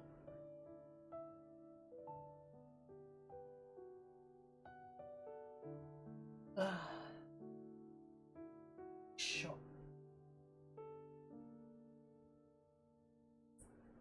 Honestly, I do find myself talking more if the streamer is talking something like a kind of like a relatable or deeper topic. If we're just playing and just chilling, I might just bring up some things here and there, but usually I'm just drawing, or usually I'm drawing or playing games or reading as I just listen in on the stream. But if you're talking about something that I can like more deep, I guess, then I'd probably talk a lot. I see myself talking to that a lot in Mofu stream. We talk about like Like seriously, like a streamer, they talk about Friends, they bring up the topic of Friends. I start like typing 500 words per minute. I stream a total of 2 days and 20 hours. Oh wow. Honestly, that's probably I probably didn't stream as much this month because of, or last month because of finals. Mofu, no, please get the clown away. Oh, I see, Shadow. I see. How you check? Oh, you have to be subbed, Sarah. I don't know why it's a thing, and I don't know why you have to be subbed to check. But yeah, you have to be subbed, Sarah. Unfortunately. Okay, that's facts. My dear friends. I found Louis very swag and cool. That's nice to be Skiz, but you've only just met me. I'm actually a very terrible, evil, and horrible person, so don't trust me, Skiz. You should leave before it's too late, because I'm an evil person.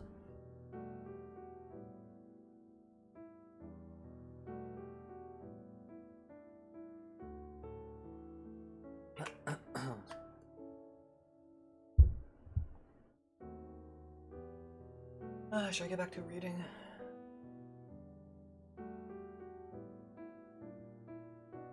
I testified to that, Sarah. What the heck? I'm smacking you. Me?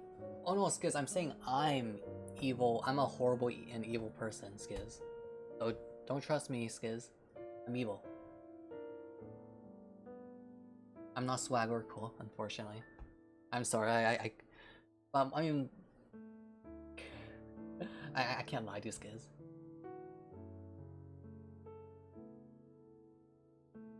Wait, catch me any other day, I would say that I'm super swag, I'm super cool, I'm super amazing, Giga Chad, I'm everything.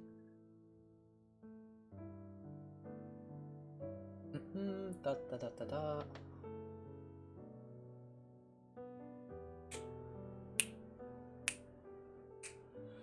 Thanks, Fade.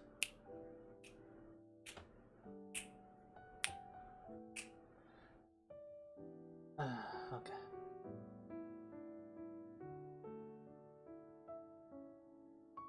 Right, continue. Oh well, maybe you aren't any of these, but you certainly exist. What the heck? Thanks, Giz. I appreciate ya. Oh man, you exist, bro. And I appreciate that. All love. I know what their class is about? Kind of. Next Tuesday is my last class and last final, which is pretty easy. Don't worry. I still have to wake up early for it, so bleh. But then I'm done, and then graduation, sitting down for 5 hours. You're welcome. Yep. I want to toast. What the heck, Kine? Hopefully he's drowning. Whatever, Yitra. Hey, Yitra. Kine, oh, you stop that. On Tuesday then? Yeah, I think I can do on Tuesday. Yeah, we can fade. Round question, what's up, Skiz? What is your favorite subject? Like school subject? Or like conversations or experiment subject? Conversation topic subject? I assume you mean school subject. I'm loving Japanese class. But in high school, I hate every class in high school. But I didn't really have a class I enjoyed in high school though. Because I would say psychology in high school. No, no, you're good, Skiz. I'm half trolling because I'm pretty sure most people mean school subject.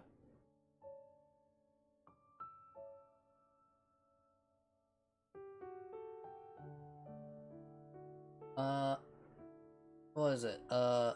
In high school, it was psychology, because my psychology teacher was super cool and super chill. Like during lunch break, because I'm so slow, because I eat so slow, I would just like sneak into my psychology teacher's classroom while they're teaching. And I would just be in a corner eating while observing their class. I would always chill in their classroom. And that's also the same psychology teacher I asked to be not the coach, sorry, to be the facilitator for our chess club. Because for every club you need a facilitator, a teacher, a supervisor, basically. And I asked my psychology teacher for it. Are you just eating in class? I think it depends on the teacher. I had a teacher that let me eat in class too, so so that was nice. And it was it at the end of the school year. I don't know why there was this exercise, but the teacher asked everyone say one thing that you noticed about something in this class or someone, and the person behind me, the dude behind me was like, yeah, this Lofi dude right in front of me. Every time during class, I would like be able to smell his food. And it would smell great, but I hate him for that. I would just give them the sus emote. I eat a lot in class because I'm super slow at eating. High school mine was math and nursing was IC. It was anatomy, IC. Yeah, health class for me was pretty whatever. He's toasting you, yeah, get Kane away from me. Or when we're in the lab, I see fade. Only some teachers allowed. My teachers will give me the attention for coming in late during first year, but it was always so much. Detention? I guess back then maybe it was more serious, but if you're late to class, they didn't. I guess they would just ask you about it and then you would just sit down. Oh, but there was one teacher that was insane. Or that was really strict. Not insane, but really strict. If you're late to class, you just go mark you absent. If you're late to class, you're just absent for that day. You know you were there for like 99% of the class. You're late for a minute. No, you don't exist anymore in the class. You're gone that day. You're temporarily Thanos snapped. It's because it was okay. Well, that's a bigger nasty. Get there earlier. Yeah, that was a computer science class. It was horrible, or it was so scary because he would always cold call on everyone. Like I just walked into the class. Like 5 minutes early, and he would point at me saying, "Hey, Lofi, right now go and research all the pros and cons about AirPods." Because I think AirPods just released. And then I don't know why he wanted his classroom or his students to basically explain to him, who was a boomer, about new technology and the pros and cons of it or something. I don't know. And I was like, oh no, if I don't got anything in 10 minutes, I'm gonna get expelled or I'm gonna fail the class. This class was very stressful. He would call you up to do like this pseudocode stuff on a whiteboard. I just prayed I never got called.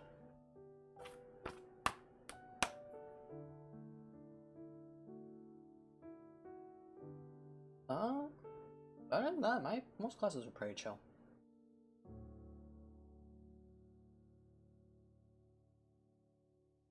A class I was most comfortable in was probably my Chinese class because it was an immersion Chinese class and I stuck with those classmates since like kindergarten. So I knew everyone there. I mean, I wasn't close to too many of. I was only close to like maybe 1 or 2 people, but at least I knew everyone there and I was comfortable with everyone there. Faye, that's facts. That's big facts. Oh yeah, but you know how it happened? So you would. So how it happened? It works. It's like in like the older college classes too. You walk into a classroom and you sign your name, or you put a check mark next to your name on the attendance list.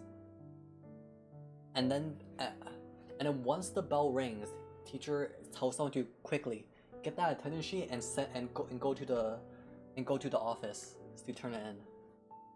Right now. And then if you're like a minute late, you don't see the attendance sheet anymore. You basically just have the despair. You have the shock or despair emoji. My current teacher don't care. Yeah, in college. Yeah, same with me in college. They don't care. They don't care if you show up or not. Because I guess because you paid, and if you don't show up, it's more on your end than theirs.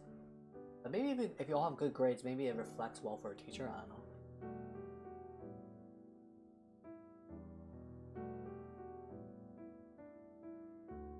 Alright, I actually just talked randomly for like 20 minutes. I need to read. I have 26 more pages to go. Teachers don't care if you Well, yeah, I think they aren't responsible for it, which is very. I see. Yeah, that's what I assumed too. Because you know they already got their money. We paid for their course.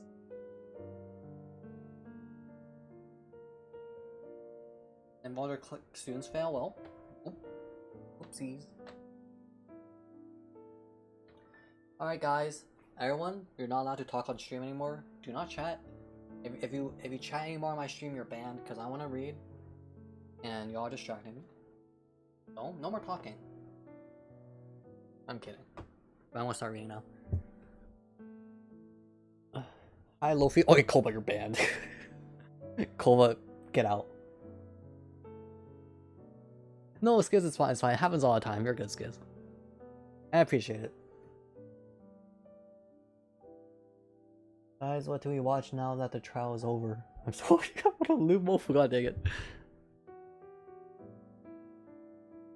Alright, Fade, since you weren't here for it, you can see the beginning of the book. So, this is the beginning of the book. Hey Daisy. That's here. And then we have this. Really pretty. And we guess I'm gonna be banned. Heck yeah, Kine, goodbye. See ya. Ratioed, bye. Ta-da-da. I win. People leave. Yeah, very pretty. That's Koharu. Koharu Kawasaka, main character Koharu. The transfer student Anzu, Karen, which is back here. Karen. The back here, the little sister, and Shohei, the classmate. Band gang. And here, just the transfer student and main character talking. They haven't really talked in the story yet, but I assume it's a scene. Look at the cast of Eternites. You stop that nasty. Please don't ban me. I've got 3 months to go though. Hey, let's go, Kova. Thanks for the sub. No alerts today, but yep, thanks for the sub. And then we have the chapter 1 art. Yo. And it basically set the tone. It sets the tone for the story. It's really chill. even though they're not, we're at a pretty sad part. Art is very nice. Alright. Okay, so the chapters are much longer, by the way. If y'all see from here. So we're reading chapter 1, which is 56 pages. We're at... Wait, did I just take out my bookmark?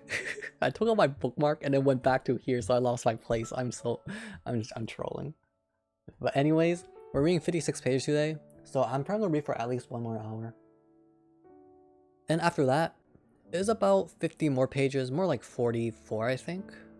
Yeah, more like 44 pages. But then after that is 72 pages, and then another 70 pages, and then another 70 pages.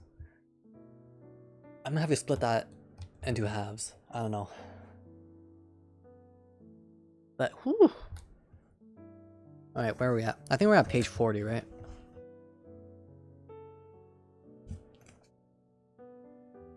Yep, I remember this. Yeah, we're at page 40.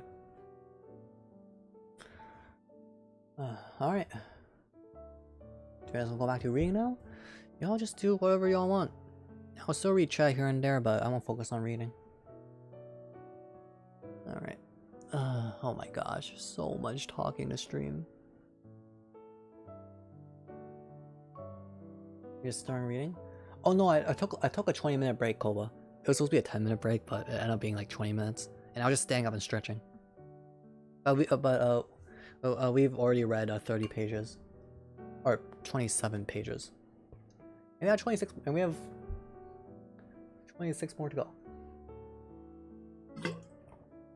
Let me stop that, Koba. We can do whatever we want. Oh wait.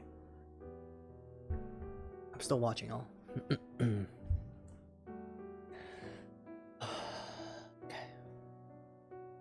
I hope the music is fine. If y'all can even hear it. Alright. I think that's good, thank you. I've asked that question like 5 times and no one responded other than Fade. I appreciate it, Fade, you're a Giga Chud.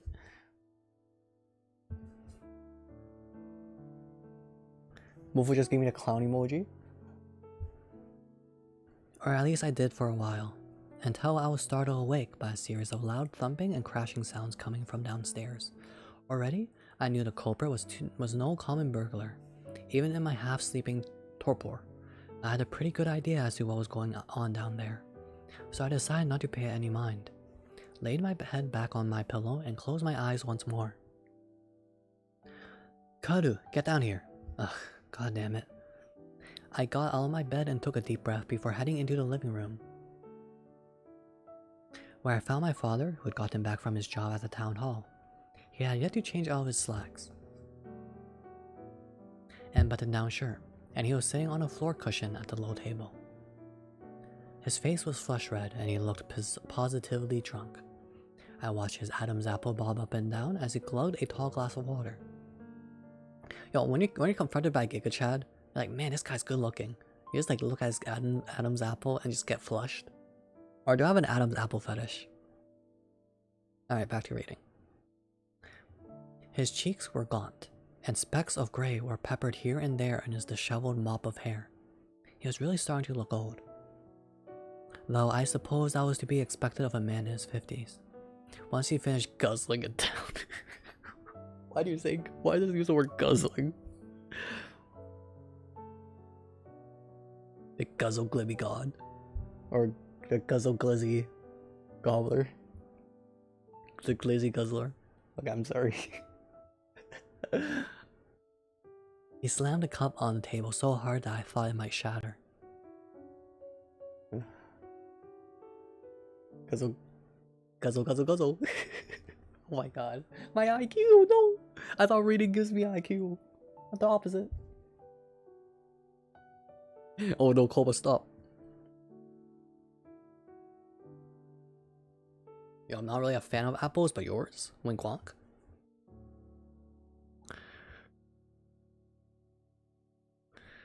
Is your name Adam? Cause that apple looking... I won't stop. Draw me a bath, he demanded, not looking away from the TV for even a second to make eye contact with me. For the record, the TV was not turned on, so I had no idea what he thought he was watching. Sorry, I'll get right on that. I headed towards the bathroom. Just then, I stepped right in the middle of something mushy with my bare foot, and a chill shot down my spine. As I pulled my foot back out of it, I saw that it was the German potato salad I made, splattered all across the tatami mats. Some was sticking to the wall, which led me to believe that he'd thrown the entire plate of food against it. Sure enough, I spotted shattered ceramic shards near the baseboard. Hey, what are you standing there for? Standing around for? You got something to say to me? He roared. Nope, I sure don't, I replied, and kept walking over to the bathroom. It was true. I really couldn't have cared less about him demanding I pulled a bath for him, or him throwing my pillow salad against the wall, or him breaking a plate. Dang. It is sad. Family's not, you know,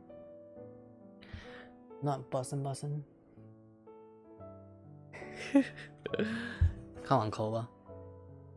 I'm sure I know an Adam or two with some nice looking apples. What am I saying? I felt only pity for my father, who had lost both Karen and my mother at almost the exact same time. I understood that there was no real chance of him ever serving as a functional father figure for me again after that, and I'd come to accept it. Not to mention my immense guilt for having been the person who was with Karen when she died, and thus the one who could have prevented it. My heart was so full up with pity, guilt, and regret that there wasn't room for a single lot of anger to enter the mix. Yes, but you were a kid, and I think it's very irresponsible. Even the whole situation sucks so much, I still think it's very irresponsible for your parent to just not do anything about it, and just like release their stress and anger on you, and just have you bear the guilt alone, or deal with the guilt alone, even if the parents are dealing with their own guilt alone too. I mean, that's why when those things happen, you have to go see like a therapist. You're required to. I mean, it's like, yeah, it's pretty sad right now. Oh, Adam had Adam's banana? Dang, that apple grew.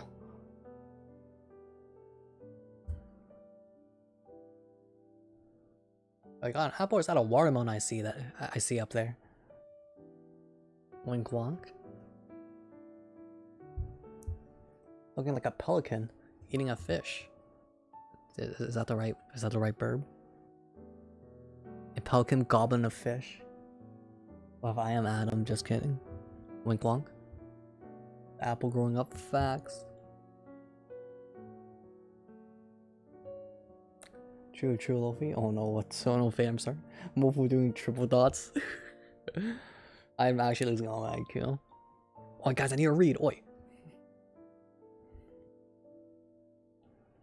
My father had once been an extremely mild-mannered man, but Kaden's death and the resulting fall had hit him so hard that I became completely unstable. The apple's watching the stream. Oh no.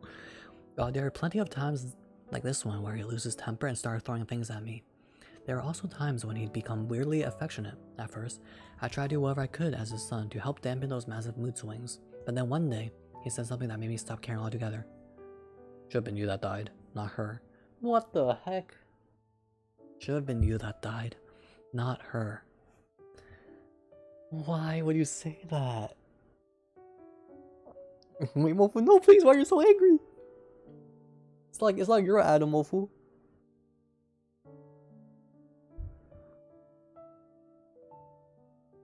Could be a kingfisher though, that eats fish, I see.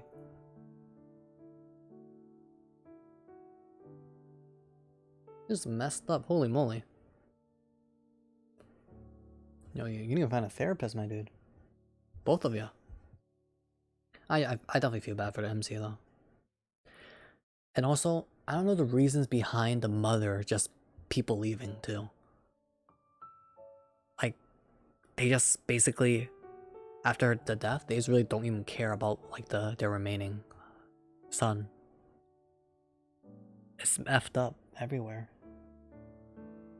Oh, you started Mofu. Like, I swear it gets chill and pretty. Like look at this art, guys. I'm sure it gets pretty chill and pretty and nice later, right? Maybe not in this chapter, but in future chapters. It had been a frigid night in the winter of my 8th grade year. The second my father came bumbling in the door, plastered, he said those words straight to my face, with the same intonation in which one might have said, "Boy, it's cold out there." What's that one song?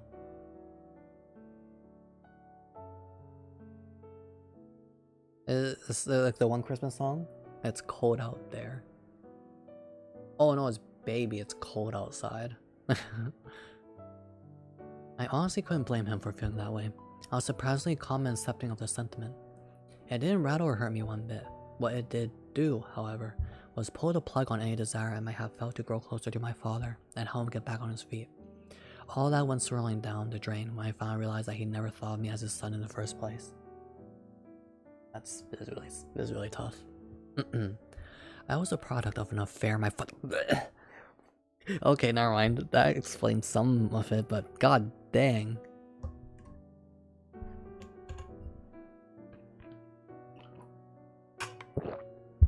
Okay, please, can this not get any more worse? I hate it here. I was a product of an affair with my mother. Of an affair my father had. My father? My mother had with another man. Something I learned when I was just 8 years old, but about which to this day I still didn't know all the details. Despite how young I was at the time, I recognized that it was a very taboo topic that I probably shouldn't pry into, especially since I didn't really feel any need to know more. My mother loved me very much, and even my father was generally sweet to me at the time, despite the lack of biological connection. In my primitive child brain, I assumed that any prior adultery was a trivial mistake that had long since been forgiven. I was pretty sure that was how Kaden felt about it too. So, despite that tiny bit of awkward tension, we still loved each other and got along as well as my family could ever hope. So we were the Thanos, we were the Tonos, and nothing would ever change that. Then Kaden died, and everything fell apart. Any semblance of familial harmony went straight out the window. Yet even now I often found myself wondering how things might have been different if I really had been the one to die instead, like my father said, though I was pretty sure the answer went without saying. I twisted the faucet and used the shower head to wash the potato salad off my floor. Off my foot. Then I filled the tub, kicked on the gas, and gave the bath water some time to heat up. Figuring I'd only get yelled at again later if I didn't clean up the potato salad and broken plate. I trudged back to the living room with heavy footsteps, only to find that my father was zonked out cold on the floor. The cranky drunkard had gone, and in his place was a man. Lying slovenly on the ground with his mouth hanging wide open, he looked, quite frankly, ridiculous. Glad I didn't inherit those genes. Oof. Enough about that. I still had cleaning to do, and I wanted to get it done while my father was still asleep if at all possible. I gathered the fractured plate shards and wiped the splattered gobs of potato salad from the floor and wall. Strangely, the potato salad was a bit lukewarm to the touch, which told me he must have zapped it in the microwave. I couldn't possibly imagine what had possessed him to go, "I'm sure I'll eat this," to throwing it against the wall in no time flat. Then again, I would never comprehend my father's mood swings, nor did I ever have any desire to. Having finished the cleanups, I returned to the bathroom. After verifying that the water was sufficiently warm, I turned off the heat. It would have been nice if we had a dedicated water heater that could do this with a single push of a button, but unfortunately, our house was much too old for that. I glanced at the clock. It was getting pretty close to midnight. Normally, I would have turned in for the night by then, but I had dozed off for a bit earlier in the evening. I wasn't actually feeling all that sleepy. So I decided to go out and get some fresh air. After lacing up my sneakers in the entryway, I slipped out the front door and into the pleasant summer night. It was a perfect weather for a nice, long walk. About 30 minutes later, I found myself walking along the train tracks. I went out on nighttime walks like this pretty frequently, but this was the first time I'd ever been inspired to turn down the tracks and see where they went. More than anything, it was a sudden urge to recreate an iconic scene I remember from an old movie. But now that I was actually doing it, it turned out to be a lot more fun than I was expecting. There was a sort of devilish thrill in doing something so brazen, that you could never get away with it in the daytime. Something exhilarating about wobbling along one of the rails like a balance beam, right into the deserted train station. Yo, I see that a lot in manga, where like the main couple, like kind of walk alongside like railroad tracks, and like one of them, like, or mainly usually the girl, is like kind of trying like balancing themselves on the railroad track, and they're having like some kind of deep conversation in the middle of the night. I believe it happened in a more recent one. I'm pretty sure it happened in the manga of was that one anime? Was it Bunny Girl Rascal Dream something? Bunny Rascal Girl Dream? Something like that. But that one, the manga of that one had I remember had a scene like this too.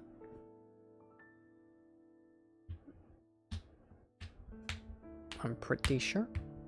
Cracking all my fingers. The sound of the rocks clacking together beneath my feet was pleasing to my ear too. A bit loud. Thankfully, I knew that no one else would be out walking around at this hour, so I didn't pay it much mind. There weren't really any streetlights in this part of town, but the luminescent moon overhead meant that I could see my surroundings perfectly. It glowed so brightly that on a cloudless night like this, you could have been forgiven for thinking the sun hadn't yet set. In fact, it had been a night just like this when I saw my first shooting stars. Kanan and I were sitting out on the veranda, looking up at the night sky in the hopes of catching a glimpse of the Perseid meteor shower. I managed to spot 3 shooting stars that night, but Kanan kept nodding up and ultimately went the whole night without seeing a single one. She was so distraught about it the next morning it looked like she was gonna cry. But I assured her she'd have So I thought at the time that we had like a once in a lifetime, some kind of like lunar or solar eclipse over here. And my mom was like, "Yo, we should go out and see it. It's amazing out there." And I was like, "No, I'm good. I need to sleep a few more hours." And I missed that like once in a lifetime chance, but I didn't care. Sorry, Mom.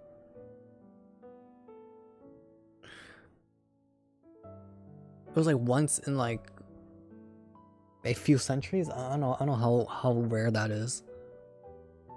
But it's when it's a lunar eclipse or something, right?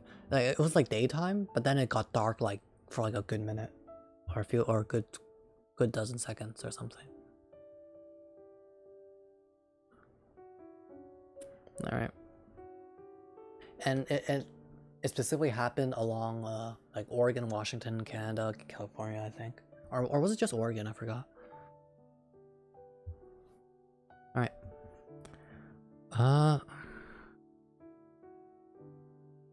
But I sure she'd have another chance next time. In the end, that next time never came. As a child, I heard it said that when you die, you turn into one of the billions of stars that light up the night sky. If that was true, then I hope Kanan had found herself a nice secluded corner of the universe where she could watch meteor showers each and every day. I'd like that for her. After walking along the tracks for about an hour, I finally came to a stop. Not because I hit a dead end, mind you, but because I reached the entrance to a long, dark tunnel. It was the same one my train passed through every morning on the day to school, so I knew exactly where it went. Though, I sure as hell didn't have the balls to go waltzing in there all by myself in the dead of night. So I turned on my heel to head back the way I came. Then I noticed something. Off in the ditch to the side of the tracks, I spotted an old wooden handrail engulfed in a sea of tall grass. Curious, I brushed the overgrowth aside to find a small set of stairs leading down on the seaward side of the rails. It descended at a fairly peculiar angle, which explained why I'd never seen it before when looking out the window from my seat on the train. I figured it was probably just an access stairway for railroad maintenance workers, yet it wasn't roped off with a keep out sign or anything of the sort. Unable to resist my curiosity, I decided to take a look and see what was down there. My heart beating faster with every step. When I finally reached the bottom, after brushing several spiderwebs out of my face, I found myself standing in a small clearing where the vegetation was surprisingly short, right before the entrance to yet another tunnel. What? Seriously? This one was much smaller, only about 3 meters high. It ran perpendicular to the large tunnel above. It was built from stone, and the outer rim of the entrance was covered in a thick layer of moss. I couldn't see through to the other side from where I was standing, so there was no telling how far it might go. It gave out such foreboding vibes that I imagined there'd be quite a few scary stories about this place if only it were in a more easily accessible location. No sane person would dare venture into a tunnel like this. 99 out of 100 people would get cold feet and turn back. I would have done the same if I hadn't suddenly recalled that one little tidbit I'd overheard that morning. So, hey, have you ever heard of the Urashima Tunnel? Nah, no way. I shook that ridiculous notion from my head before it had a chance to take root. That was just a silly urban legend. There wasn't actually a tunnel out there that could make any wish come true. Even if there was, the thought of me stumbling upon it in my hometown the very same day I first heard of it was too ridiculous to consider. I was 17. I was supposed to know better than to believe in stupid fairy tales by now. A smart thing to do would go home and pretend I had never stumbled across this creepy tunnel. As I once more ascended the stairs, I rebuked myself for entertaining the notion. Then on the very last step, I stopped again. What if, and this was a very what if, a very big if, but what if the rumors were true, and that Urashima Tunnel actually did exist? Assuming it really could make any wish come true, then...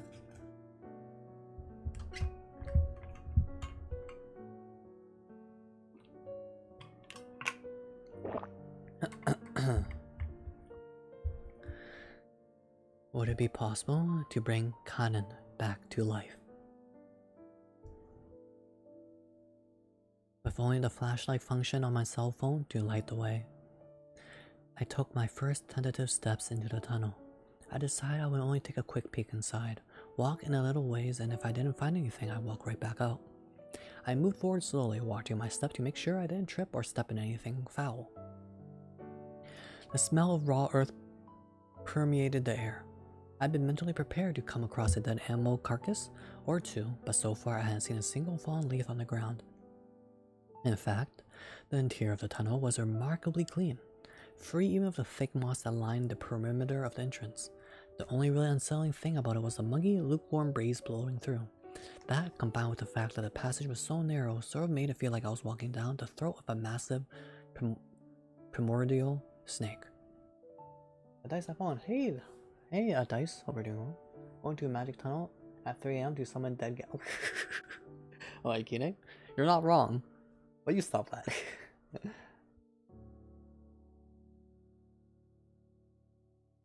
If my phone were to die right now, I'd be scared out of my mind. Suddenly, very concerned about this possibility. I looked down and saw that I had only 10% battery life remaining. definitely not enough for me to feel confident going any farther. Just when I was about to turn back, I saw a faint light shining in the darkness ahead. Oh no, Kine, are you disobeying me? Oh Kine, I think you've been acting very confidently lately. Ever since Mofu has become, after you switched sides to Mofu. After you became Mofu's genie cat, you've been awfully confident.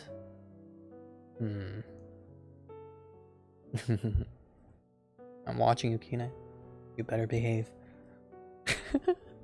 Why do I sound so evil?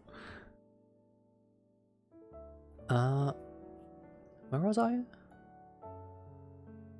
Definitely not enough for me if you can't go any farther. Just when I was about to turn back, I saw a faint light shining in the darkness ahead. Could that be the exit, I wondered? Boy, talk about anticlimactic. Guess it's an ordinary tunnel after all. That's gonna take care of my genie cat. Mofu, I'm slapping you. Unconfidences and crawl back to introvert corner. Oh, I'm sorry, Kine, I didn't mean it. You see? Mofu is good. Whatever, dude. Mofu tofu. Sobs. Still, I was more than ready to get out of this dark, musty passage, so I ran towards the light. But as it grew brighter and brighter, I slowly came to realize that wasn't an exit at all. What in the hell? It was a mid-sized torii gate. The type you might see at the entrance to a Shinto shrine. Yet, instead of the traditional bright red... Is there a torii gate in the... Nope. Never mind, can't show you what it looks like. You don't know what it is though. Yet, instead of the traditional bright red, this one was colored in off-white that was almost a pigment of human bones. It stood looming there in the middle of the tunnel as if it had been waiting centuries for anyone, to pass beneath its crossbeam. There wasn't just one either. Peering through to the other side, I saw that it was actually an entire corridor of equidistant torii. What? Wait, equidistant? Is this... Wait, does this word mean that it's like the intervals between the distance of each torii is at equal distance? What? I've never seen this word before. What the heck? Is this equal distance combined? At equal, yeah, it is. Holy moly. That's cool. That's a cool word.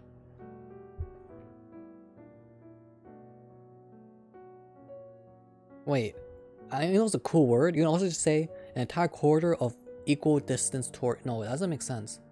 An entire corridor of torii that were at... Yeah, I guess you would have to say way more words. I've never seen the word equidistance. I don't know where I would see that word. Like I would just see a word like at similar intervals or same intervals. Yo, Faye just looking down on me. Physics? I've only seen the word interval in physics. We'll just say same intervals.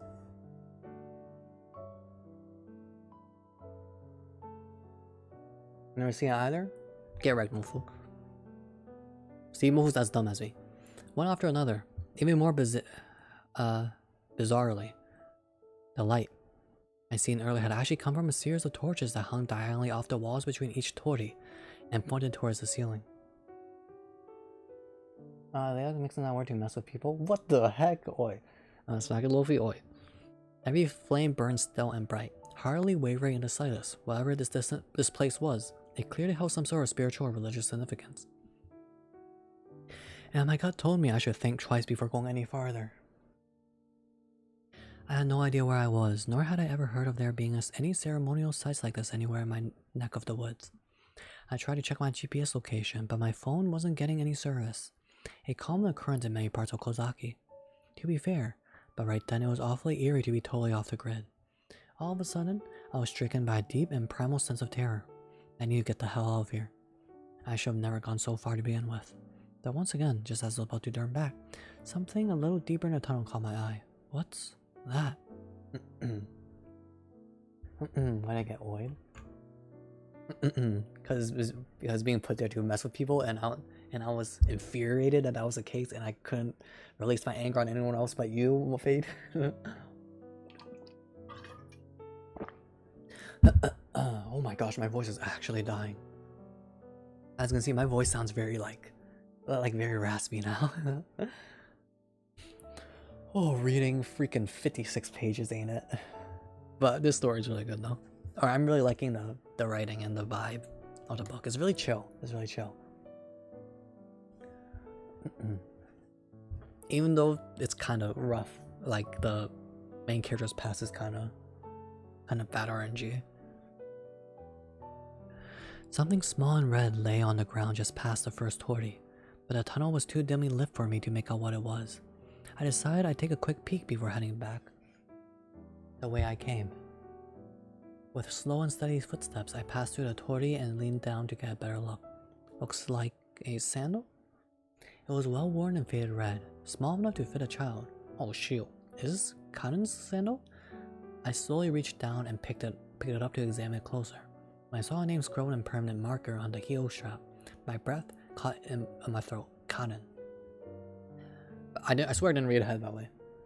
I just guessed it was Kanen because they mentioned about a red sandal that Kanen loved during the flashback.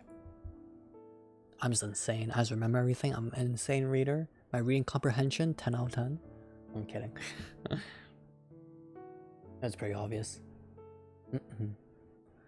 Kanen. No way, it couldn't be, I thought to myself. Yet it was. This was one of the very same sandals our parents had bought for her all those years ago. An insane reader would be the what the heck, Fade? Get out of my chat right now. Get out. I don't want to see you here ever again. I can't believe this. I still vividly remembered her asking me if they looked good on her. Even the handwriting was unmistakably hers. The N in the name was backward, and she'd always had a bad habit of writing it that way. Wait, what? You're writing the N backwards? But what on earth was it doing here? The last time I remembered... I mean, then again, I write my Fs. I write my Fs like the way you write the function variable, or like the function F in mathematics. I like writing my Fs like that for some reason.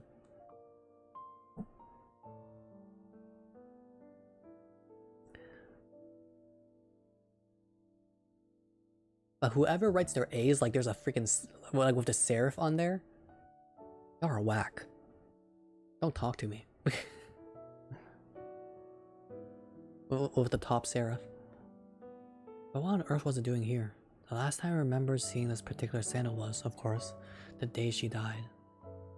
The paramedics hadn't collected them when they took her to the hospital, so I headed back to the woods to recover them after. I found the one with our last name, Tono, written on it in no time at all, right where I remembered her flaying them off before she climbed onto my back. No matter how hard I searched, I had never found the one that said Kaden, even after scouring the area for what felt like a month straight. Eventually, I just broke down a giggle after a good, long cry. What do you mean, Mofu? Do you draw your A's? With like that top part? Hold up.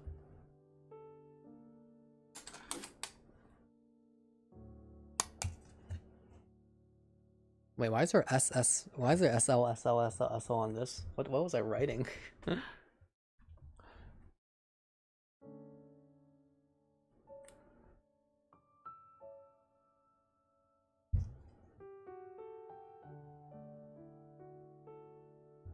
Shoot, I can't draw it. Like that. If you draw your A's like, if you write your A's like this, don't at me.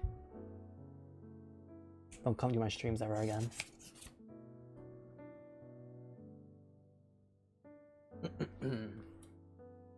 Oh, I might as well show how I draw my apps.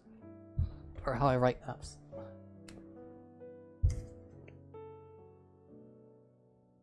That's how I draw my Fs. Or write my Fs. I do it like that. You know, that looks like a very peculiar symbol. But like, oh shoot. But yeah, like facts. You that too? Yo, let's go, man, Faye, we have so much in common. Yo. We're all functions. Yeah, it's because of math that I drew it like that. Is there any other words I draw weirdly? That A that are calling back looks like a sibling of that. What the heck? What the? I got destroyed by Mofu. No! Oh my god. Oh god, I need to ban Mofu right now to save myself the embarrassment of what happened today. I need to ban Mofu and block Mofu in all social media accounts.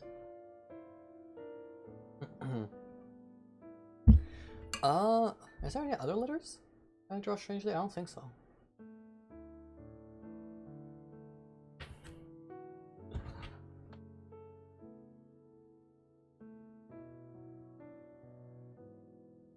Mofu, if I don't have any response to you, Mofu, I'm just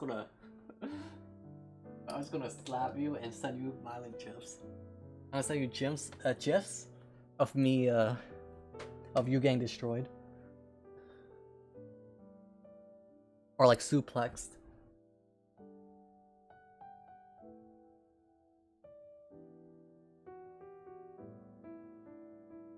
Alright.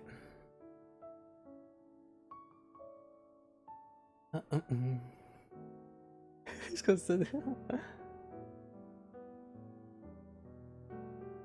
I love it that A looks very similar to the F. No, it doesn't. I refuse to believe that. Cause I say yes, the Mofu is right, and I'm wrong, and I don't wanna. And I will never admit to that. I refuse. Alright, I have 16 more pages left. Oh, my throat. It's already 3 AM. Oh no, I started stream 30 at freaking 12:30, right? Oh no. Oh no. Oh no. No, 16 more pages, Mofu. 16. We read 42 pages so far. Holy moly. Or no, technically we read 47. Oh, okay.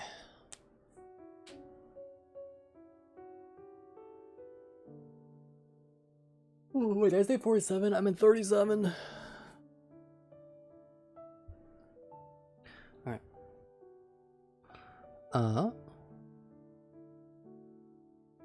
These woods had to be at least 5 kilometers away from here, though, so it made no sense for a sandal to have somehow made its way into this tunnel. This couldn't actually be the Urashima tunnel, could it? No.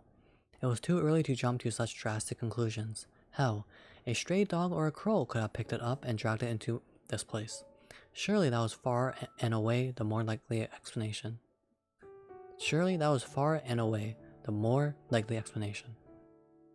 Besides, the tunnel hadn't even granted any wishes yet. Sure, I'd gone around looking for a sandal for weeks, but it wasn't the sandal I wanted back, it was Cotton herself. Regardless, I'd figure I'd find out soon enough if I kept moving forward. If I found Cotton at the end, then it was a real deal. If not, it was an ordinary, a bit very weird, tunnel. Slowly, the building anticipation began to win out over any initial misgivings I might have had.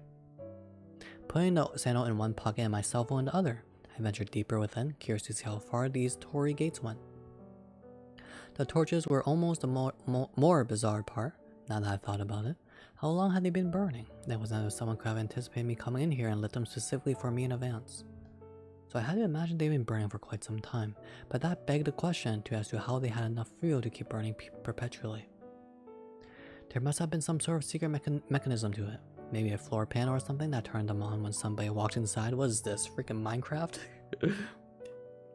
Stepped on a freaking metal or stone plate and lit up redstone torches. But who would have designed such a thing for a random tunnel so far off the beaten path, and for what purpose? I racked my brain but couldn't come up with a single plausible explanation. Cotton? You there? I called out in a quiet voice that echoed down the tunnel. Though obviously I knew that there would be no response, until there was. Wait, she's actually here? Hey yo, what up my dude? No, I'm kidding. That's not what she said. A voice came calling back. Though it was so hoarse and frail, I couldn't make out whether it was a child or an adult, let alone what gender. Even so, it was definitely a voice, not some trick of the wind. Well, please don't stare at me like that. It was funny, right? My heart started pounding faster and faster. Someone was in there, just ahead. And if there was even a remote possibility that it might be Kanan, I needed to reach her as fast as I could. So I ran through the next several torii gates until I heard another sound, then stopped and listened closely. It was a sort of skittering, like that of a large bug or a small animal scurrying. Come on, Wolfu, whip Nene. Sounded like it was coming from extremely close. I didn't see anything that fit the bill. Presumably because it was hiding behind one of the torii pillars. My heart rate quickened further. I tried to tell myself it was a mouse or something, and attempted to dash right past it. But whatever it was jumped out at me from behind the next gate. Whack! Whack! I screamed, falling onto my ass. Why are they using these crude languages? These crude words? I immediately looked up and saw that a small bird had perched atop the next torii, cocking its head as it looked down at me, apparently unable to comprehend why I'd fallen in fright. Freaking bird scared the hell out of me. I was so relieved I couldn't help but laugh. I got back on my feet and peered up at the little troublemaker. He was a tiny fella. Sorry. Every time I see the word fella now, I keep thinking about that meme about being a I don't think I should say it, it's so dumb. With a bright yellow feather, probably someone's pet that had flown away from home. I knew for a fact that we didn't have any birds of his color native to the Kozaki area, at least. In any case, how could he have gotten lost so deep in a tone like this? Mofo, please, if I say it, you're just gonna look at me in even more disappointment. It's the meme where like,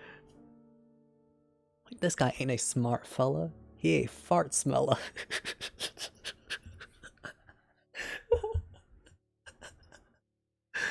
I'm sorry.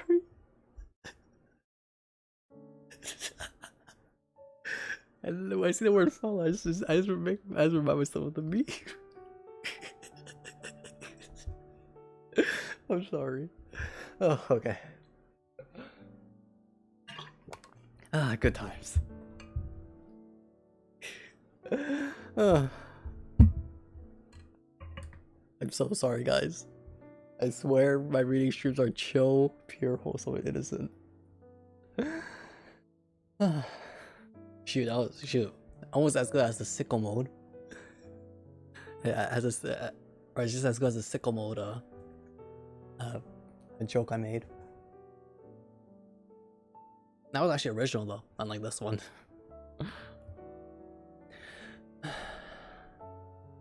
Hey, wait a minute. Are you a parakeet, little guy? Upon closer inspection, that did indeed seem to be the case.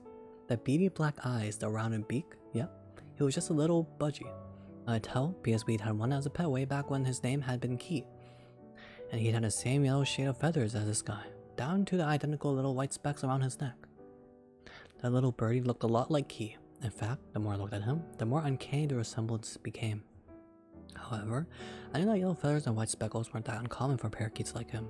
Plus, Key had been dead for many years. Kanan and I had given him a small burial ceremony ourselves and made a tiny grave in the backyard. So, yeah, in no way this bird could possibly be Key. No way in hell. I swear I read this word, the H-E-L word, like freaking 5 to 8 times so far in this chapter. Mofu, you're horrible. You're down bad.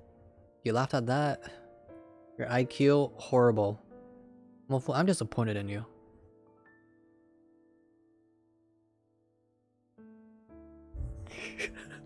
He ain't a smart fella. He a fart I can't say it anymore. No, I can't say it. I can't say it in a straight face. That was the only time I could. I can't do it anymore.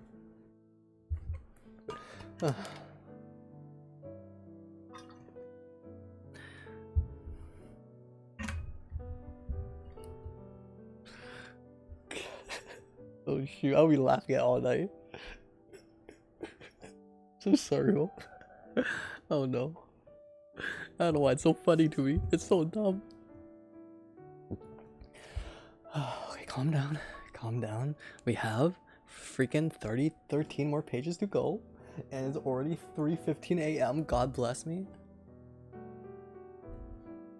Parents gonna wake up and like, why are you still up so late? And I'll be like, reading, and they're gonna be like, Lamau nerd, and leave. No, please, just 13 pages. We got this. I thought to myself as I realized how heavily I was breathing. It seemed a mix of fear and anticipation bubbling up into my gut. No, I'm just kidding. It seemed a mix of fear and anticipation bubbling up in my gut was finally about to reach a boiling point. The parakeet was trying to say something. I clutched at my chest in a vain attempt to silence my beating heart and try to lend it an ear. Ribbit. Ribbit. Little frog.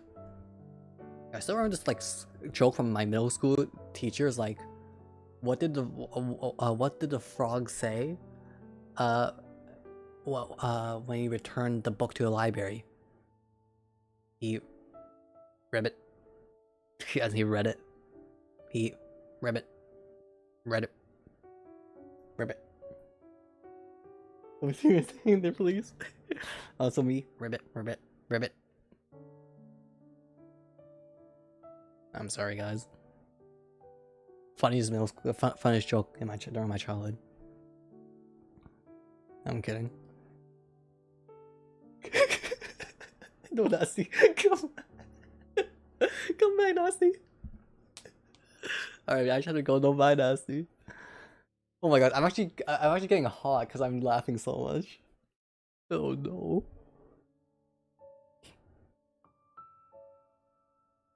My heart skipped a beat. It was a miracle it didn't stop completely. Hopping through the swampy bog. It couldn't be, there's just no way, it was impossible. He was singing the exact same nursery rhyme we had taught Key when we first brought him home. We sang it over and over to him because we thought it would be cute if the three of us could all sing it in a round. But unfortunately, all he ever wanted to repeat were the first two lines. And he died before even learning the rest. When it comes to Ribbit, but Luffy didn't read it. Oi. Nice one, Koa though.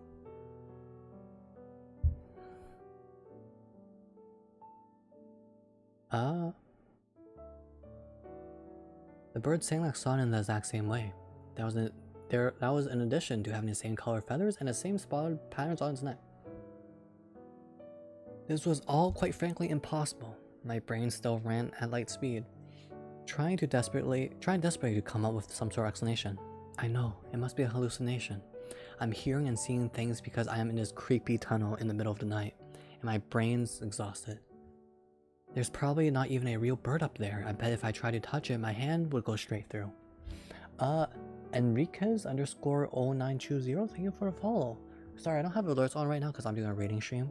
So it's like more chill, more quiet, so we don't get interrupted by alerts. But hello, thanks for the follow. Hope you're having a great morning, afternoon, evening, or night, wherever you are on this planet. And Cole is easier? Oof.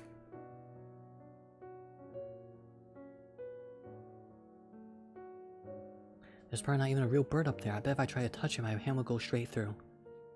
He helped me to prove my theory. I reached out to gently poke the parakeet with one finger. Oh no, Eggy. That little budgie didn't shy away, even as my finger bumped against its soft lower neck feathers. I felt its muscle spasm as I made contact, along with its subtle body heat. All in a single touch with just one finger. This was no illusion. This was a real, live bird. More specifically, our old pet parakeet, Key, alive and well. Dang, Eggy just got robbed. What the hell is going on here? How could an old dead pet of mine be right in front of me? Could it actually be the Urashima tunnel after all? Even then, how would I explain Key?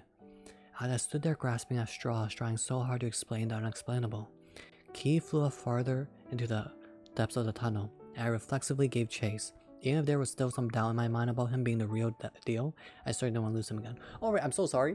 I forgot to tell y'all.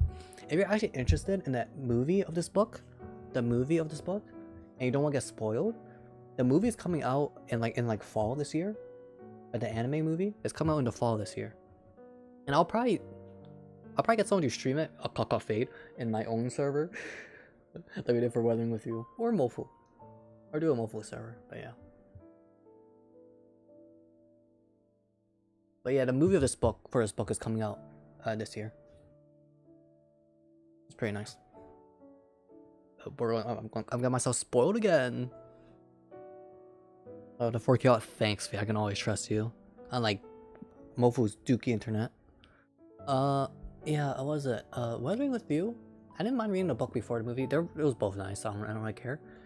I think the only time I actually somewhat regret reading the material and then watching the movie was probably The Shape of Voice, Koi no Katachi, Silent Voice. The movie was just so good that I wish I never read the book. That movie was so good. Holy heck. And then midway through the movie turns to Silent Voice. Fate, stop!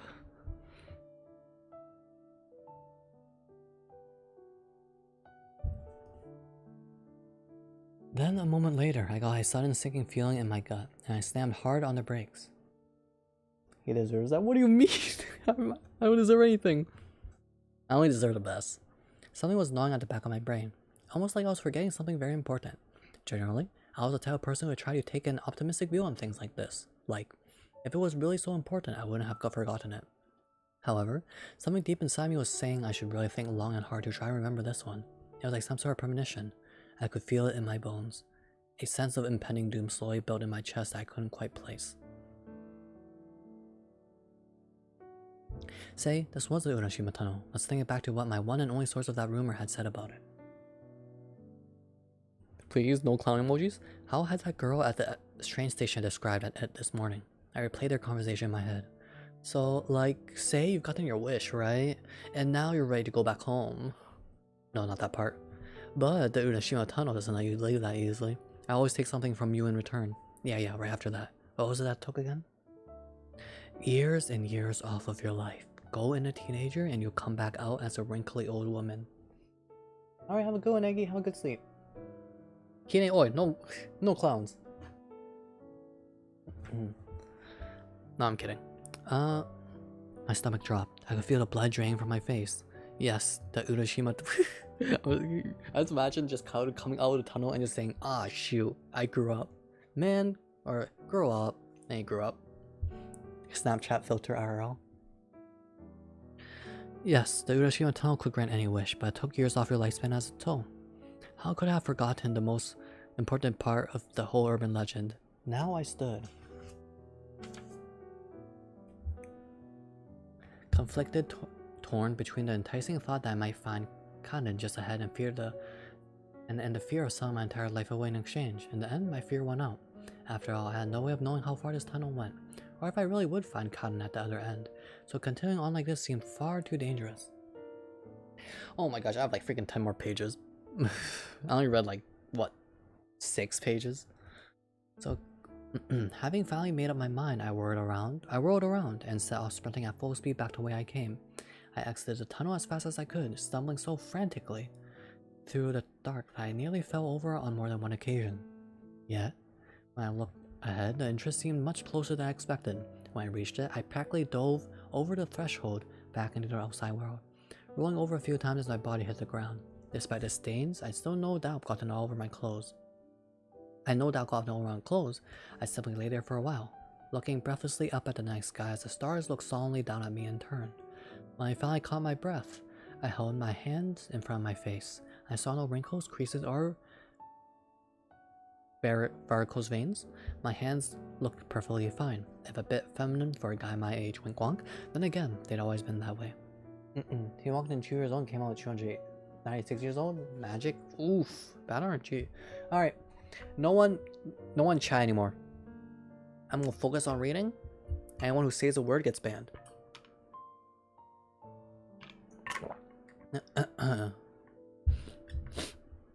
You're banned. Fade. Goodbye. Mofu, you're banned. Goodbye. Koba, you're banned too. Farewell. Kine, it's over for you. I'll be there at the funeral. Alright. Let's see. I tried patting my face. I detected. Oh, yeah, I'll focus a lot on reading now because it's actually getting late. I need to get these 10 pages. Wee woo. I detected no wrinkles there either, not even any patches of facial hair. It felt exactly the same as it had before I entered the tunnel. Oh, thank God, I thought to myself, as I let out a heavy sigh of relief. Okay, I won't read chat, but I won't read out loud. If you say something like Lofi, I'm not going to say what. Instead, I will only reply if you're actually saying something to me. You ignored fate. I let out a heavy sigh of relief. I hadn't aged one bit. Of course, I thought from the outset that the whole instant aging thing seemed a bit too ludicrous to be true, but boy, was I ever glad to be right. I sat up and tried to wipe the dirt off my back. Now that I'd had a chance to calm down a bit, I couldn't believe how different the atmosphere inside the tunnel had felt compared to outside. Inside the tunnel, I felt compared to outside. It was almost like I just woke up from a very, very strange dream. Hey, Skills. It was almost like okay, thinking about it rationally, it wouldn't have surprised me if that really had been a dream, because, I mean, why the hell would there be a virtually infinite amount of torty and torches deep in a random tunnel in the middle of nowhere? I would have dismissed the whole experience as a fever dream right then and there, if it weren't for the sandal poking out of my left side pocket. Yeah, no, this really was hers, there's no getting around it. Thanks, Skiz. I need to ban Mofu. Oh my god. You see this meme making the Arthur Fist meme. Okay, I should not have said that. After I said that, y'all are actually talking more and memeing more. Oh god. Veronica, who? The little red sandal held in both hands was undeniable. Proof that what happened there hadn't been a dream or a hallucination. Moreover, when I closed my eyes, I could vividly recall what Kia looked like. In the decaying texture of those tori, almost as if they were still right in front of me. There was no doubt in my mind that the tunnel I just exited was somehow connected to that bizarre, otherworldly space. I'm ignoring. With all these remaining unanswered questions, I was feeling a little frazzled by the whole experience, though I was mostly grateful to have made it out in one piece. At the same time, another part of me was strangely entranced by the mysterious tunnel, compelled to uncover its true nature. That probably just meant I wasn't ready to give up on the admittedly microscopic possibility that if I followed it to the very end, I could see my little sister again. At present, I was too tired and I needed to get home. Maybe I'd give it another shot after school the next day.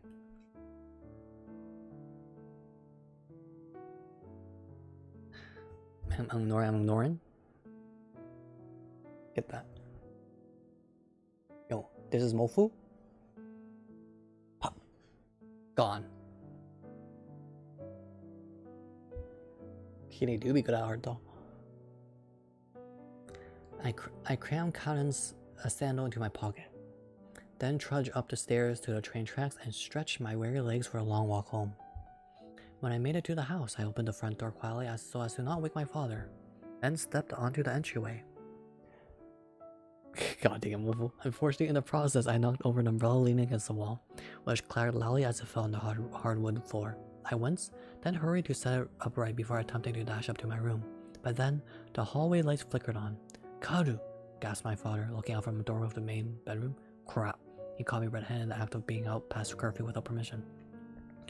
I really wasn't in the mood for a lecture, so hopefully he'd make it quick. I held my head low to give the illusion of remorse as my father dashed down the hall and grabbed me roughly by the shoulders. I closed my eyes, bracing for him to smack me upside the head. However, after several seconds, there came no punch to the gut. Good ending? Nor slap across the face. Cautiously, I reopened my eyes to see my father looking down at me, as though he was about to cry. It was pretty unnerving, to be honest. Oh, Karu, thank God, my father said, wringing the words out like a moisture from a damp dish rag. Thank God? For what? I don't know what I would have done if I were to lose you too. I'm sorry for my behavior earlier. I had a little too much to drink, that's all. Man, this is making me sad. I didn't expect this to happen so early. I thought it would happen to the end or whatever. This is really nice.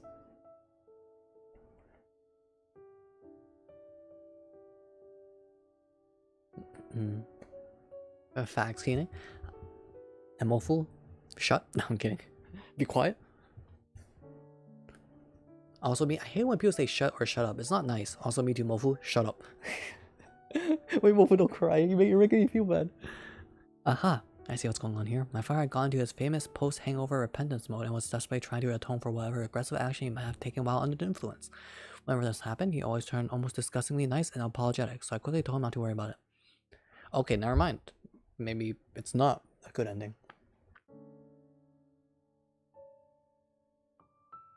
Mofo, I'm gonna slap you.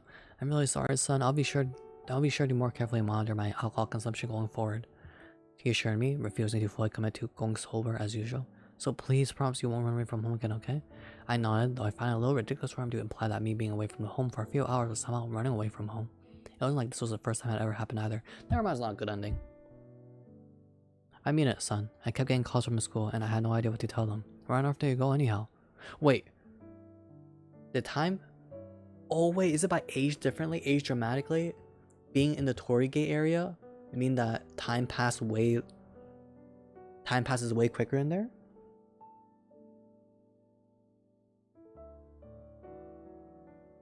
Calls from the school?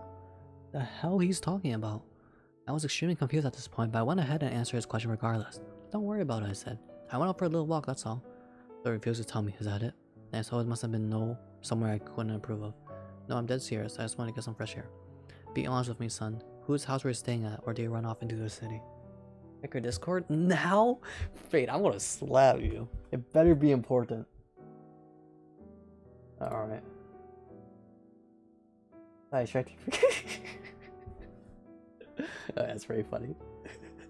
That's basically me at Mofo right now. Oh wait, that was not important? You're still bad for it? But that was pretty good.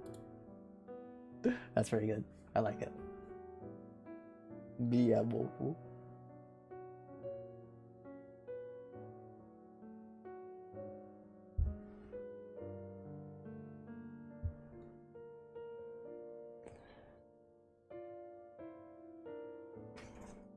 Guys, we have 6 more pages, please. I wasn't staying at anyone's house. Heck, I didn't even leave Kozaki. Forget it, my father said, his expression turning sour. Just don't let it happen again. If word got around town that you got missing, there could have been serious repercussions for both of us. Dang, the father is oof. My father proceeded to return to a bedroom, scratching the back of his head as he turned the lights off once more. What the hell was that all about? I guess to be fair, I think any parent would be like really upset too that you were gone for multiple days. What the hell was that about? I had absolutely no idea, but I tried to shrug it off and decided to go take a shower to wash it off all the sweat from my long night out. Then my father said one last thing before closing the door. Something that really threw me for a loop. Unbelievable. My own son. Running off for an entire week to do God knows what. Where did I go wrong, this dude? Cue the clown music. Not for me this time. He was muttering under his breath, though, so maybe I'd simply misheard him. In any event, I headed for the bathroom to take a nice, hot shower. Peering into the mirror at my reflection, I confirmed once more I had indeed not aged a day. Relieved, I set my cell phone on the counter so I could take off my clothes. Then the screen flashed on, and I had to do a double take. It showed that I had dozens of missed calls. Not from my father, but from Shohei as well. Underneath that was a wall of text messages. Son, where are you? Dude, quit playing hokey. I expect you home by tomorrow. That's an order. Bro, where the hell are you? I'm bored out of my mind. At least reply to let me know you're somewhere safe. Everyone's getting worried about you, bro. Okay, I lied, just me, but still. I'm sorry for that voice. What the hell was going on here? How could I possibly have gotten this many calls and texts while I was out walking and not heard a single one? It didn't make any sense, for that matter. Why was a date on my phone almost a full week off? What the? I mumbled as I squinted and brought the phone up to my face. The screen clearly displayed the date as July 8th, yet it had been just before midnight on July 1st when I left the house to go for a walk, as it should only have been July 2nd. Is my phone glitching or what? I tried fiddling around with it a bit, but everything else seemed to be working fine. It was only the date that didn't add up. All the missed calls and texts were after July 2nd as well. All of a sudden, I felt a slight chill. I wasn't really in the mood for a warm shower anymore. So I left the bathroom and headed into the living room. I wonder if the wishes only come true within that realm. Maybe. Dang. Where I grabbed the remote off the table and turned on the TV. The screen flickered on right in the middle of the weather forecast as the soft classical piano music drifted from the internal speakers. I heard the text scrolling on the marquee. Marquis. I remember that rewind. It's a Marquez Brownlee, but it's like the Will Smith saying it, so it's like, okay, I'm sorry. Later 2 days, 7 out of 8, or July 8th, 10 out of 20% chance of rain. Mark A. Word Brownlee. Yeah, yo. I'm sorry. Oh, that's hot. That's hot. That's real hot. I rubbed my eyes to make sure I wasn't seeing things, though at this point, shoot, I'm now just remembering all the memes during that time. Was it the one where Mosa looks into the binoculars saying, "Oh, that's hot. That's real hot," and it's just looking straight into the sun. I couldn't believe my eyes, and more than I wanted to rule out every other possible explanation before fully accepting the impossible. No way, you've got to be kidding me, I whispered under my breath in a futile attempt to shake off the anxiety. I turned off the TV and whipped out my phone to dial the only other person I could think to ask. After being sent to voicemail several times, he finally picked up on my 10th attempt. Yeah, said a gruff voice on our own time. Hey, Kaigo, can I ask you something? Dude, do you have any idea what time is it? Yeah, it's all about that. Good, tell me today's date. What do you mean? It's like, the 8th, isn't it? Yeah, 4 a.m. on the 8th. Okay, are you 100% sure about that? Yes, dude. Also, why are you calling me about this? Why did you check the... Oh, I can't do it anymore. Why didn't you check the calendar on your own phone? Or, I don't know. Do literally anything other than wake your best friend up at 4 in the morning on a school night? Speaking of which, when the hell are we going to come back to? Before I could finish, as soon as the call dropped. I looked down on my phone and learned why. My battery had died. Bad timing, to be sure. But at least I'd managed to get my main question answered. By all accounts, today really did seem to be July 8th. Oh my god, Fade, alright.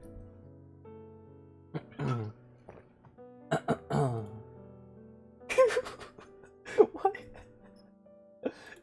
Why does my fist have my hair on it? I'm not even Arthur, I'm just his fist. That's pretty funny. Am I getting a headache?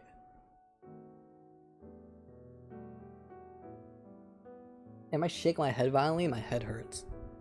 Yo, did I read too much today? Oh shoot. Maybe I shouldn't read this much.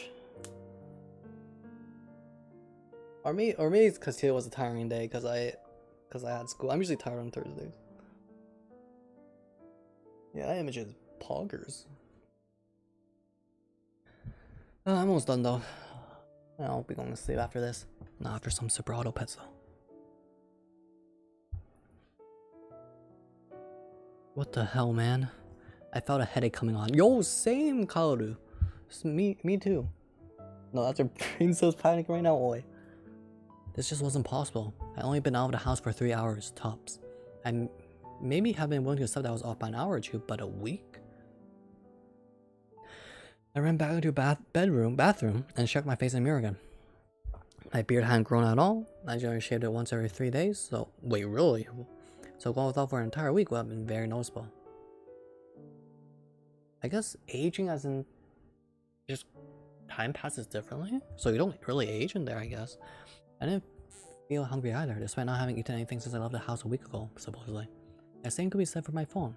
There was no way the battery could have lasted an entire week without needing to recharge, especially considering it had already been at 10% when I walked into the tunnel. Yet it still held enough charge for me to have a short phone call with Shohei. It wasn't as though cell phones consume zero power when not actively in use either. The fact that it automatically updated the date to July 8th the moment I left the tunnel got service again was evidence enough of that. The tunnel. The Urashima tunnel. It was the only explanation I could think of. All these bizarre phenomena had only begun to occur after I walked in there. Finding Cotton's sandal, bumping into our old dead parakeet, and now his inexplicable time jump. Just what in the world was happening to me? Was I suffering from some sort of amnesia? Some form of amnesia? Was this all just an illusion? Had someone brainwashed or hypnotized me? Try as I might to rack my brain for answers, the only thing I managed to come up with were more questions and a whole lot more anxiety. Oof, thank God. We're done. Oh, we can see the face here. Yeah, we can see the art for the next chapter. This chapter is called Monochrome Skies, by the way. Monochrome Skies. Alright. I can't do this right now, man. I need to sleep. Yo, dude, I can't do this right now. Like, man, I need to sleep. I'm so high right now. My mind was in shambles. I needed to give it more rest before attempting to make more sense of the situation. Not to mention, I had to go through the school in the morning, or in a couple of hours, rather. Alright.